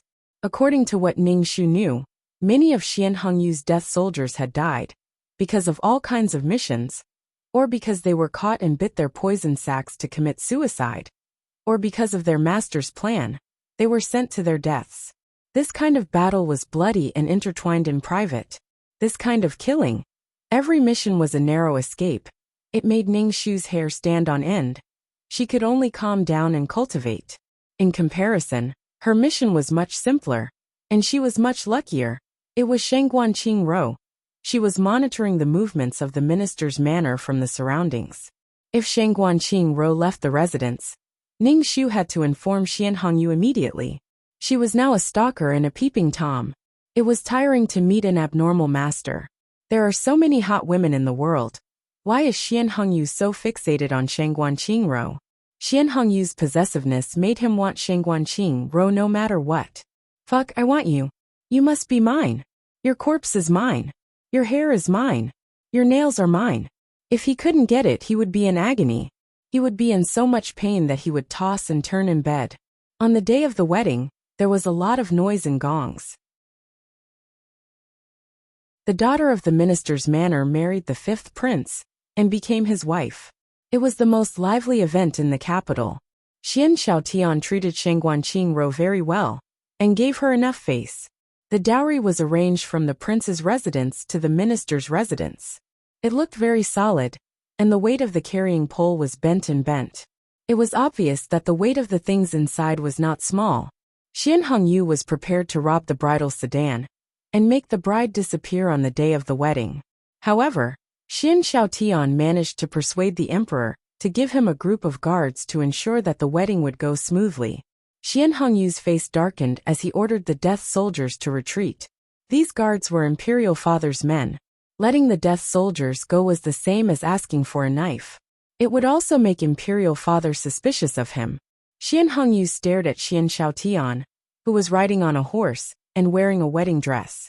He wished that Xian Xiaotian would fall off the horse and die. Ning Shu stood behind Xian Hongyu and curled his lips. Why didn't you just marry Shangguan Qingro earlier? Why did you have to be so stubborn that Shangguan Qingro belongs to you? You even fed her blood. Is she yours? Then Shangguan Qingro married someone else with a pure body. Ning Shu just wanted to face-bomb. Xian Hongyu naturally had to attend Xian Xiaotian's wedding. Even if the two of them were like fire and water in private, they still had to act like brothers in front of the emperor. After leaving the tea house, Xian Hongyu went to the fifth prince's residence. The fifth prince's residence was very lively, but the security was very tight. It was to prevent anything from happening today, but more importantly, to guard against Xian Hongyu. Xian Hongyu stood in the corner and watched the newlyweds get married. He couldn't suppress the dark aura around his body anymore. His eyes and face were filled with, "As long as I'm with you, don't even think about living happily ever after." He also said, "If I kill someone, let's see how you can hold his hand and grow old together." Hearing the master of ceremonies call for the bridal chamber, Xian Hongyu pursed his lips and turned to leave. Ning Shu was waiting for Xian Hongyu outside the residence. When he saw Xian Hongyu's expression that looked like he was about to destroy the world, he immediately took 2 steps back. "Don't get close to this bastard. If he attacks me, I won't be able to dodge and will become cannon fodder." Xian Hongyu returned to the residence and locked himself in his room. No one knew what he was doing. Ning Shu grinned and went to do something. It shouldn't be long before Xian Xiaotian ascends to the throne. Ning Shu had to prepare in advance to save Xian Hongyu. Squatting on a tree branch, feeding mosquitoes and writing a diary every day, he endured it all. But in the end Xian Hongyu died, and Ning Shu vomited to death. As for the heartbroken Xian Hongyu, who cares? He'll be alive and kicking, and will think of ways to kill Xian Xiaotian and Shangguan Qingro. Xian Hongyu was in pain, and Xian Xiaotian and Shangguan Qingro's days after marriage were inseparable. They were so loving that all the noble ladies in the capital were envious. Every time Xian Hongyu heard such news, his face was cold, and no one could see his expression. Ning Shu felt that if this bastard didn't explode in silence, he would become perverted in silence. Xian Hongyu didn't give up on Shangguan Qingro. Instead, he became more persistent and stared at someone else's wife every day. During this period of time, something big happened. The crown prince coincidentally saw his sister-in-law, and his heart itched. Shangguan Qingro had a lively personality and was beautiful. Now that she was married, she also had the charm of a young married woman. She was simply the best quality. He thought of ways to get Shangguan Qingro. Just as he was about to do it, Shangguan Qingro was saved by Xian Xiaotian. Shangguan Qingro was scared to death. Shangguan Qingro was also suffering. She always had this kind of wolf. She couldn't help it. Her charm was too great. When Xian Hongyu heard about this, he tacitly agreed to work with Xian Xiaotian to kill the crown prince. Following this, the entire capital was in turmoil. Some of the crown prince's evil deeds were exposed. However, they were not big or small. Although it wasn't good for the crown prince's reputation, it couldn't shake his position. But the crown prince was angered to death. The crown prince knew that Xian Xiaotian was taking revenge on him, so he chose to go against Xian Xiaotian. In the crown prince's heart, this world will be his in the future. "What's wrong with me sleeping with your woman? You better bear with it. You're going against the heavens." The two sides fought fiercely. The crown prince was the heir to the throne, and had been in the court for many years. His strength couldn't be underestimated. Xian Xiaotian had Xian Hongyu's help, so they were evenly matched.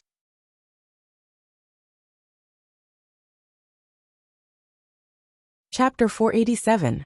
Shengguanqing Rou became the fuse that ignited the struggle for the throne. In any case, the two sides were fighting fiercely, and the situation in the capital was unclear. As far as Ningxu knew, Xian Hongyu sent out a wave of death soldiers, but they were all wiped out. Not even 2 of them returned alive. Ningxu was shocked, but he also knew that he did not have much time, and could only work hard to improve his strength. But one day, when the emperor was in court, he suddenly spat out blood and fell from his throne. The imperial physician examined him, and said that he had been poisoned, and that he would not live for more than half a year. The emperor was so angry that he spat out another mouthful of black blood and fainted. Since the emperor was poisoned, the crown prince naturally became the regent, and the emperor could only wait for death. But not long after, it was revealed that the crown prince was the one who poisoned the emperor. He bribed the emperor's eunuch, and all kinds of evidence. Even the emperor's eunuch admitted that it was the crown prince who ordered him to do it. The reason was that the crown prince was accused of poisoning the emperor in order to protect his position. After the emperor died, the crown prince would naturally become the emperor. All kinds of evidence made it difficult for the crown prince to defend himself. He knelt by the emperor's bedside, crying that his son was wronged. The emperor was so angry that he spat out blood.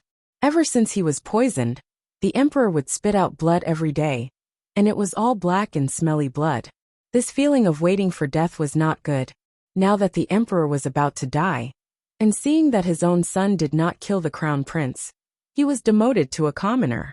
Even if the emperor wanted to drag someone down with him, he still had to consider his reputation in 100 years.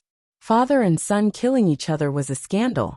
As for the crown prince who was demoted to a commoner, he was already a loser, and no one paid attention to him anymore. After the crown prince was removed from his position, Xian Hongyu and Xian Xiaotian immediately turned their spearheads, and the two who were previously working together immediately started fighting. Things happened very quickly, and Ningxu saw too much for his eyes to take in. In the end, things had developed to this point. The emperor had at most half a year to live. Both Xian Hongyu and Xian Xiaotian had to enter the palace to serve the emperor and fulfill their filial piety. Of course, they were also fighting for the throne. Now there were only 2 adult princes, and the others were still children who had no ability to compete. If nothing unexpected happened, one of them would become the emperor. Ningxu did not think that Xian Hongyu could become the emperor. The emperor was Xian Xiaotian, the male lead, and the empress was Shengguanqing Rou. A love story between the 2 of them would be a model for the royal family. Ningxu intensified his training, and his strength was even stronger than before. If he were to meet Xian Xiaotian's 4 secret guards again, with the addition of his hidden weapons and poison, he would be invincible. Regardless of the raging waves outside, Ningxu silently practiced his martial arts. In any case, he already knew the outcome. It wasn't that Ningxu didn't want to help, but Xian Hongyu absolutely couldn't tolerate being ordered around by a tool. Anyway, the mission was to save Xian Hongyu, and Ningxu didn't care about anything else. However, saving Xian Hongyu required a lot of twists and turns. Xian Hongyu and Xian Xiaotian stayed by the emperor's side day and night. They both lived in the imperial palace. The emperor said that he could live for half a year, but the poison took effect after a month. His skin turned purple, and the poison had already seriously corroded his internal organs. Even if the imperial physician of the imperial hospital did their best to treat him, they still couldn't save the emperor's life. A dying emperor naturally had to hand over the country to his son. Xian Hongyu and Xian Xiaotian knelt in front of the emperor, who was about to die. The emperor's mouth was overflowing with stinky black blood. In front of his trusted officials, he said with difficulty, "After I pass away, the 5th prince, Xian Xiaotian, will inherit the throne. The 3rd prince, Xian Hongyu, will be conferred the title of Ding Prince. After I pass away, the 3rd prince will immediately leave the capital for his fief. This son thanks the emperor for his kindness." Xian Xiaotian and Xian Hongyu kowtowed to express their gratitude. Xian Hongyu tightly pursed his lips. His expression was indifferent, and no one could tell what he was feeling. Xian Xiaotian, on the other hand, was full of spirit. "All of you leave. Hongyu, stay. The emperor coughed. Black blood overflowed from the corner of his mouth, bringing with it a rotten stench. Xian Xiaotian glanced at Xian Hongyu and followed the officials out. Hongyu, come in front of me, the emperor said to Xian Hongyu. Xian Hongyu shouted at the emperor, Father, your personality is not suitable to be the emperor. The emperor said, when you were young, you raised a puppy. You doted on this puppy a lot. But one day, this puppy ran in front of me and played with me. I teased it, but you killed it afterward. Xian Hongyu did not speak. The emperor coughed, and large mouthfuls of black blood gushed out. Xian Hongyu said, Father, don't speak now. As he spoke, he used a handkerchief to wipe the black blood from the emperor's mouth and neck. I originally thought that you were a bloodthirsty person, but I found that you are indifferent to other things. But when it comes to the things you care about, you are incomparably stubborn. Go to your fief, don't return to the capital. Xian Hongyu pursed his lips and did not speak. You can leave, the emperor said to Xian Hongyu. Xian Hongyu knelt down. This son will take his leave. After Xian Hongyu left the bedroom, he saw Xian Xiaotian and the ministers still waiting outside. Xian Xiaotian walked forward and asked Xian Hongyu, what did father say to you? Xian Hongyu looked at Xian Xiaotian and smiled for the first time. He looked so peerless that Xian Xiaotian, who was opposite him, was stunned. Xian Hongyu said lightly, guess. Xian Xiaotian narrowed his eyes. Before he could speak, he heard the eunuch's sorrowful voice. The emperor has passed away. Ning Shu, who was cultivating in the third prince's residence, heard the funeral bell in the palace and knew that the emperor had passed away. The housekeeper immediately took down all the fancy things in the residence and hung a plain cloth.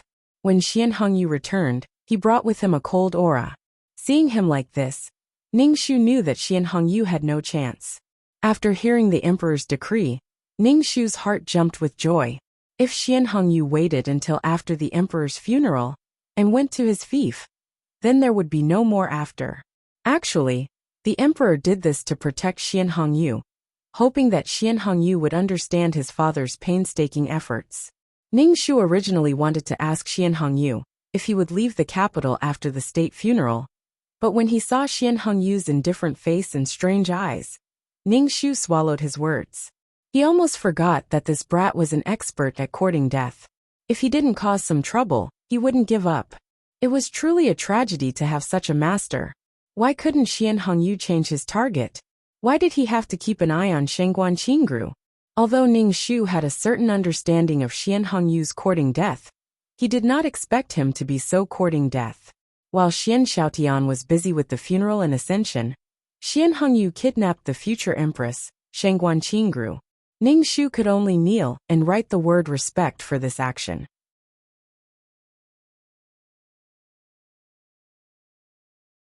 Chapter 488.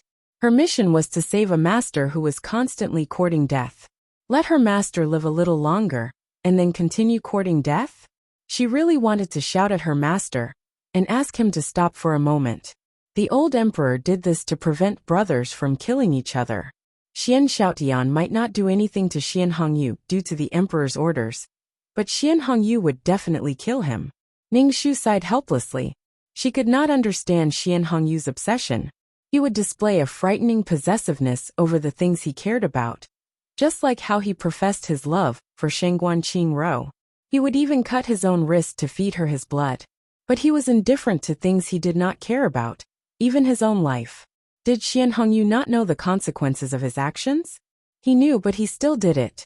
The problem was that Ning Shu did not know where Xian Hongyu had taken her.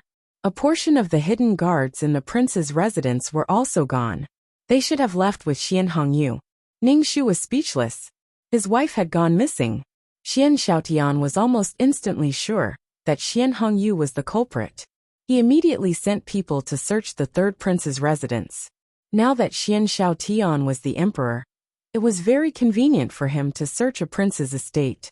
Moreover, he personally led people to search the entire third prince's estate. However, he still couldn't find Xian Hongyu and Shengguan Qingru. Ning Shu had already run away and hid before Xian Xiaotian came to the third prince's residence.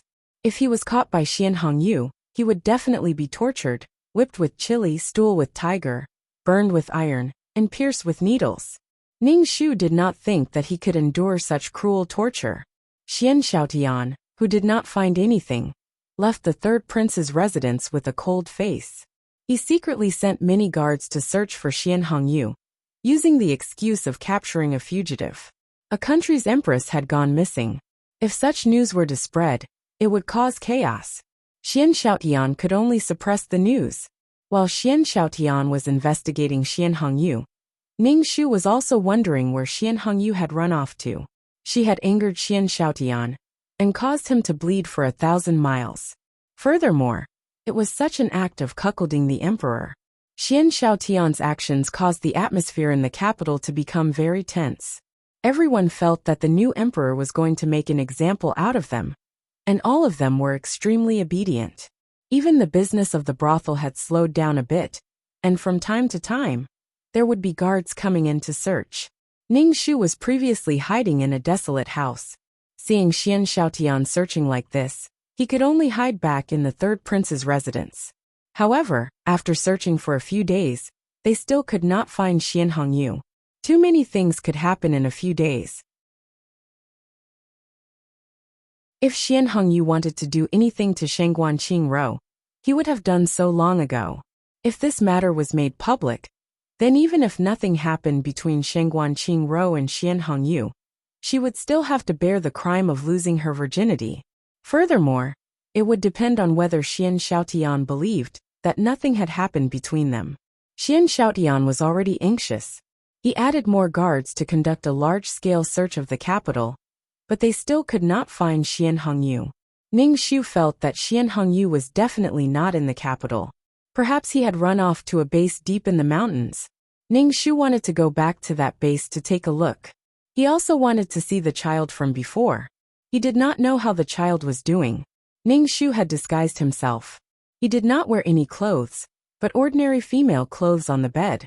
The color was gray, and there was a poor quality silver hairpin in his hair. The original owner was originally ordinary, and after this disguise, he was easily forgotten.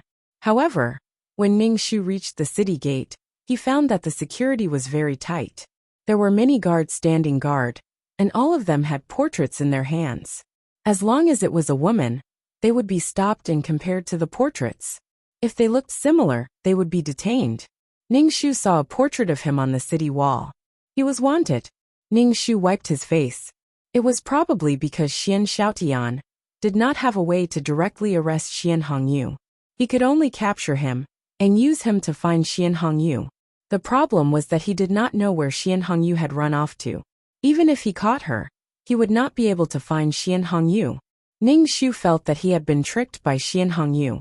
Fuck, he let her attract the firepower in front. But he did not let her know where Xian Hongyu and the others were. Ning Shu turned and left.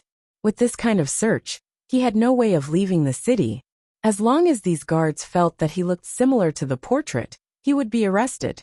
They would rather kill the wrong person than let him go. Ning Shu did not think that he could escape like this.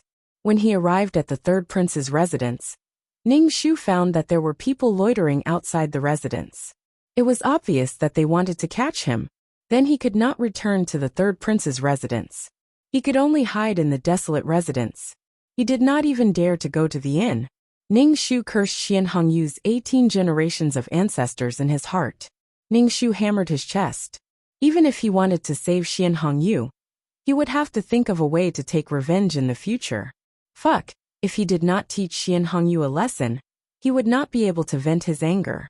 Ning Shu really did not understand why 11 would sacrifice her soul to save Xian Hongyu. Xian Hongyu did not treat her as a human at all. He did not even care about her life. Even so, she was willing to risk her life for Xian Hongyu. Ning Shu did not understand this fanatical loyalty. Every time he encountered an unsolvable problem, Ning Shu realized that he knew too little. If he knew how to disguise himself, he could easily leave the city. He still had to learn more in the future. If he learned how to disguise himself, he could exchange for disguise pills in the system store. However, if there was a day when he could not use the items exchanged in the system store, He still had to study hard. The more he learned, the better. These skills could make his missions easier, and could even save his life sometimes. Ning Shu meditated in the cellar. When he was hungry, he did not go out to find food. He just ate fasting pills, and then continued to cultivate. Occasionally, he would go out to ask for information to see if Xian Hongyu had been found. As long as the guards at the city gate did not withdraw, he knew that Xian Xiaotian had not found Xian Hongyu. Ning Shu wiped his face. Xian Hongyu was driving his brother crazy. It had been a few days, almost 10 days. Xian Xiaotian, who was supposed to ascend the throne, did not ascend. He delayed the ascension date because he wanted to do a full 21-day ritual for the late emperor. He wanted to let the monks chant Buddhist scriptures day and night, so that his father could enter the Pure Land. Even when the ministers advised that the country could not be without a ruler, and that Xian Xiaotian should ascend the throne quickly, Xian Xiaotian refused. He insisted on waiting 21 days, until the late emperor was buried. No one could persuade him, so they could only let him be. Xian Xiaotian knelt in front of the late emperor's coffin every day. He also had to look for Xian Hongyu, and Sheng Guanqing grew in private. Xian Xiaotian's reputation as a filial son spread.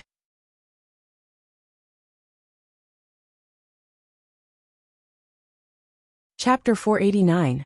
Filial son? When Ning Shu heard about Xian Xiaotian's filial son, he almost laughed out loud. Putting a corpse out there for 20 days in the middle of summer, even ice couldn't stop the corpse from rotting. Speaking of which, the previous emperor was quite pitiful. He was caught up in the battle between his 3 sons, poisoned and died. After he died, his sons didn't even bury him, and still had to go through so much trouble.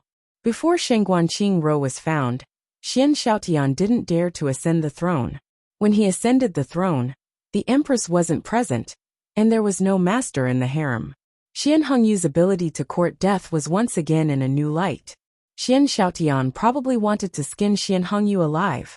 What made Ning Shu the most unhappy was that she didn't do anything. Why the hell did they put her on the wanted list? In the end, Sheng Guanqing Ro was found, right before the previous emperor was buried. It was Xian Hongyu who brought Sheng Guanqing Ro into the city. When they entered the city, the guards at the city gates even bowed to Xian Hongyu. When Xian Xiaotian received the news, he quickly rescued Sheng Guanqing Ro.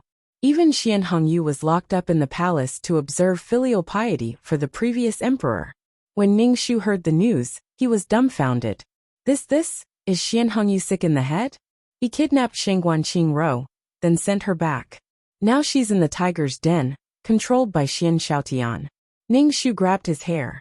He was on the verge of collapse. If you came back a few days later, let's see how Xian Xiaotian would deal with this. Ning Shu's heart was filled with anger. You like Sheng Guanqing Ro, and you've already kidnapped her. You might as well just leave with her. Why the hell did you come back? Ning Shu really wanted to beat up Xian Hongyu, who was locked in the palace. Damn it, she couldn't understand what he was thinking. Now that Sheng Guanqing Ro had been found, the guards in the capital would naturally not search for her anymore. Ning Shu let out a sigh of relief. To be honest, Ning Shu was very afraid of being caught and tortured. Just thinking about it was terrifying. He planned to return to the prince's estate first. Seeing that there was no one watching over it, Ning Shu climbed over the wall. When he jumped down from the wall, he saw a mark at the foot of the wall. It was left by the leader of the base.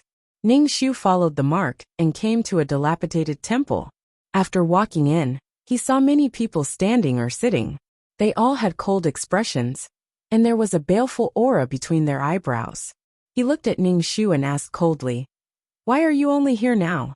Ning Shu hurriedly said respectfully, "The prince's mansion has always been under surveillance."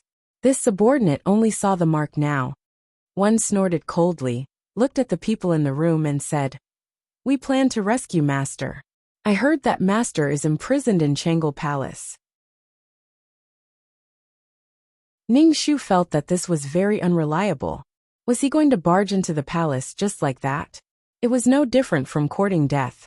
Ning Shu originally wanted to say something, but when he saw that no one else said anything, it was obvious that whatever he said was the truth. Ning Shu pursed his lips and asked, "When are we going to act?" "Tomorrow night, One said decisively, "Tomorrow is the day of the new emperor's ascension. At that time, there will be very few people paying attention to Changle Palace, so we will go and rescue Master at that time." As he said this, he took out a map from his chest. It was a detailed map of the palace. Ning Shu said, "Actually, we can dig a tunnel to Changle Palace." One looked at Ning Shu with a very cold and murderous gaze. 11. You talk too much. Are you thinking of betraying Master?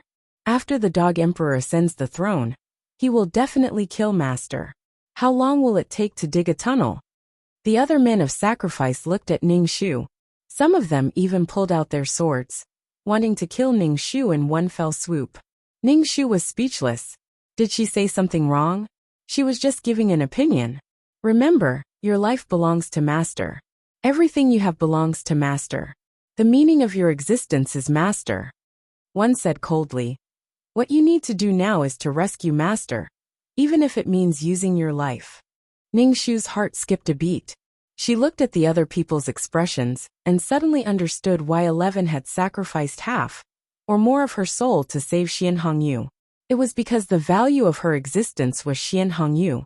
Before, he didn't understand and had been thinking about how Xian Hongyu was worthy of 11 sacrificing her soul to save him. Now he truly understood 11's mentality. Men of sacrifice were no longer normal people.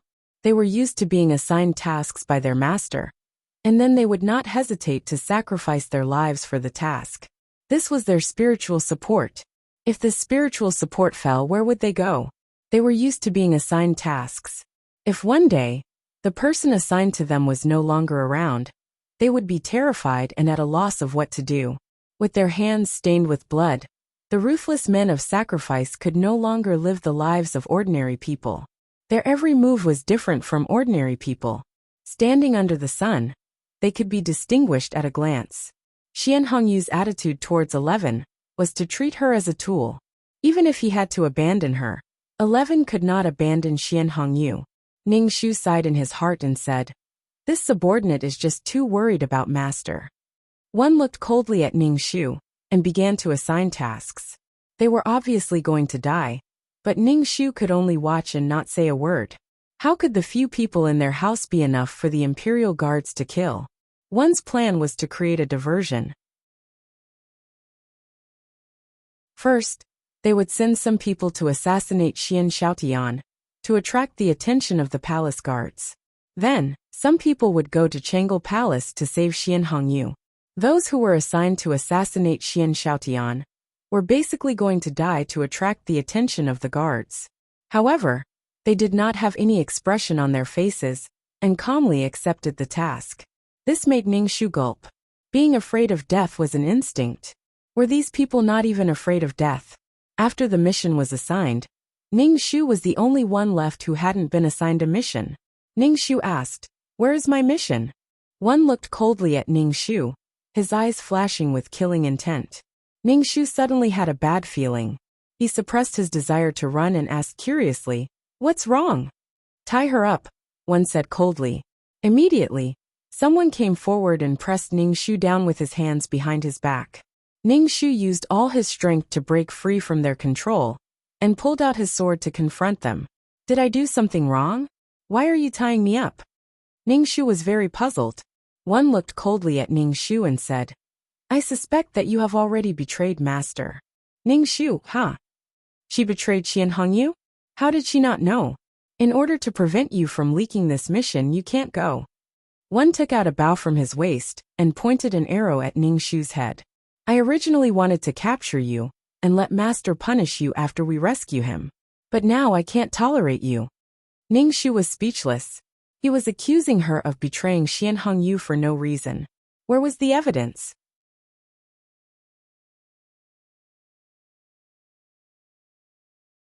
Chapter 490. As soon as he pointed the crossbow at Ning Shu, the arrow flashed with a dark light. This kind of crossbow had a very strong lethality, and it also had barbs. When it was pulled out, it could tear off the skin and flesh. Ning Shu's body tensed up and stared at the arrow and coldly said, "I did not betray the Master. I believe in my feelings. Even if you did not betray the Master, I cannot let you live." shot an arrow at Ning Shu's head. Ning Shu used her chi to dodge the arrow. Give me a reason to kill me, A coldly said. The current you does not look like a death warrior, you cannot live. Ning Shu froze for a moment. What kind of reason was this? She saw the other party shooting arrows at her, and several death warriors were surrounding her. Ning Shu used her chi, turned around and ran out of the ruined temple, and disappeared like a wisp of smoke. Ning Shu's heart was proud. The current her was stronger than before. At least she could escape from the hands of so many people. After running for an unknown amount of time, Ning Shu stopped, stepped on a tree trunk and flew up. Seeing that no one was following behind, she patted her chest. Oh my, why did it feel like the whole world was an enemy?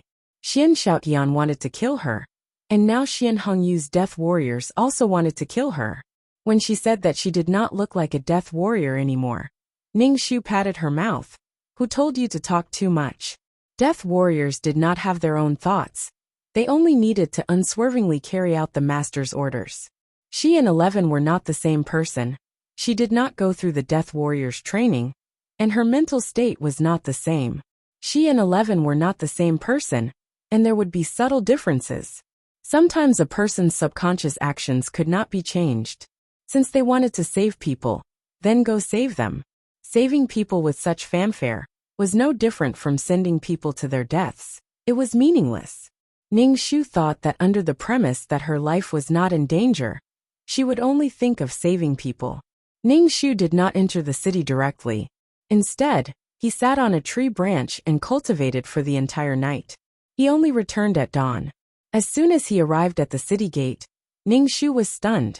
This was because there was a row of corpses hanging neatly on the city wall. Beside them, there was the sound of a guard beating gongs and drums. He said loudly, "These traitors tried to assassinate His Majesty." In order to warn others, His Majesty exposed these traitors' corpses to the sun for a month. Ning Shu saw a corpse on the ground. His neck was strangled by a rope. His body was pulling at his neck, as though his neck was being stretched out. His face was slightly tilted up, and a scar ran through his face. His face looked ferocious and full of unwillingness. The person who wanted to kill her with a crossbow was now a corpse.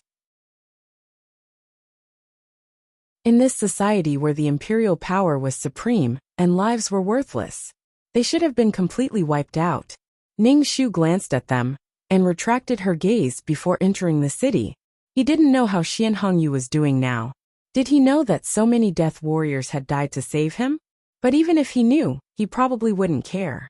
Ning Shu went into the city to inquire about the imperial palace. At most, he heard about the assassination last night. He didn't hear anything about Xian Hongyu. Ning Shu wanted to return to the third prince's palace, but there were people guarding around the third prince's palace. They were probably waiting for him to walk into the trap. Ning Shu turned around and left. He came to a very ordinary house. He pushed the door open with a creak. A thick layer of dust fell from the door. The whole house was very dilapidated, and everywhere was covered with dust and cobwebs. Ning Shu went straight to the cellar. There were people talking in the cellar. There were dim oil lamps on both sides of the cellar. Ning Shu walked over and asked a person, "Where are we now?" A man in his 40s said, "We have reached the martial arts hall. We will soon reach the Changel Palace. You know it's not easy to dig in the palace. Maybe there is a lake in front." Ning Shu frowned and said, "Can you hurry up? It's too slow. Wages are not a problem." He took out 2 ingots of gold. "Okay, I will tell the workers to hurry up. We should reach the Changel Palace tonight." The man shook the gold in his hand and smiled. The cellar was not very spacious. Ning Shu went out and waited. Ning Shu found a group of grave robbers. They were very good at digging tunnels. From the moment he stepped into the capital, Ning Shu had been planning this. Ning Shu wanted to tell them about the tunnels, but they wanted to kill her. Ning Shu thought about it and left the house. When he came back, he was carrying a sack on his shoulder. There was something inside. In the middle of the night, the tunnel to the Changel Palace was finally opened. Ning Shu was delighted when he heard that. It had finally been opened. Ning Shu had learned the tunnel method from the school doctor. The school doctor had created a tunnel between the school doctor's office and his laboratory. Ning Shu applied what he had learned. Ning Shu carried the sack on his shoulder and held an oil lamp in one hand as he walked in the tunnel with his back hunched. In the tunnel, there was no way to straighten his back. Ning Shu felt that his waist was about to break. When he was tired from carrying the sack on his shoulder, he dragged it on the ground. However, he finally reached his destination. There was a blue stone slab above. Ning Shu pushed the stone slab up with all his might. Just as he pushed it up, someone stepped on it. Ning Shu was shocked. Could it be that she had been discovered? After a while, Ning Shu pushed it up and made a crack in the obsidian floor. Through the crack, he saw a pair of shoes embroidered with auspicious clouds. Where did this big rat come from? Xian Hongyu stretched out his foot and stepped on the stone slab. Ning Shu was speechless. Master, it's me. Don't step on it. Ning Shu used all his strength to push away the stone slab and used his qi to throw the sack away. Then he crawled out of the tunnel. When Xian Hongyu saw Ning Shu, he raised his eyebrows in surprise. You're not dead yet. Ning Shu was speechless. Ning Shu didn't know why, but he really wanted to beat him up. He really did know that his men of sacrifice had been killed by Xian Xiaotian. Ning Shu looked at Xian Hongyu. He didn't look like he had suffered much. Living in such a luxurious palace, he didn't look like a prisoner. Master, I'm here to save you. Let's go. Ning Shu said to Xian Hongyu. Xian Hongyu narrowed his eyes and said indifferently, Where are we going if we leave this place? We can go anywhere. Ning Shu said as he opened the sack. There was a man's corpse inside. Xian Hongyu looked at the corpse and raised his eyebrows. Then he looked at Ning Shu. Master, come with me. Ning Shu said to Xian Hongyu. He was here to save someone, but why did he feel so vexed? Xian Hongyu looked at Ning Shu. Where are we going? Let's talk after we get out. Couldn't they think about where to go after they got out? You're carrying a corpse to replace me? Xian Hongyu sneered. Such a lowly thing. You want to be buried with King Ding's honor and enjoy the incense offerings of the royal family? Ning Shu was speechless. Fuck you, you're so hard to please. You're tuning in to the Li Mei's Wuxia Whispers YouTube channel. We're so grateful for your support, and don't forget to subscribe to join us on this incredible journey through captivating stories. Your generosity through donations truly makes a world of difference, as it's the primary source of revenue that allows me to expand and enhance this channel for you. Thank you from the bottom of my heart for being a part of this adventure.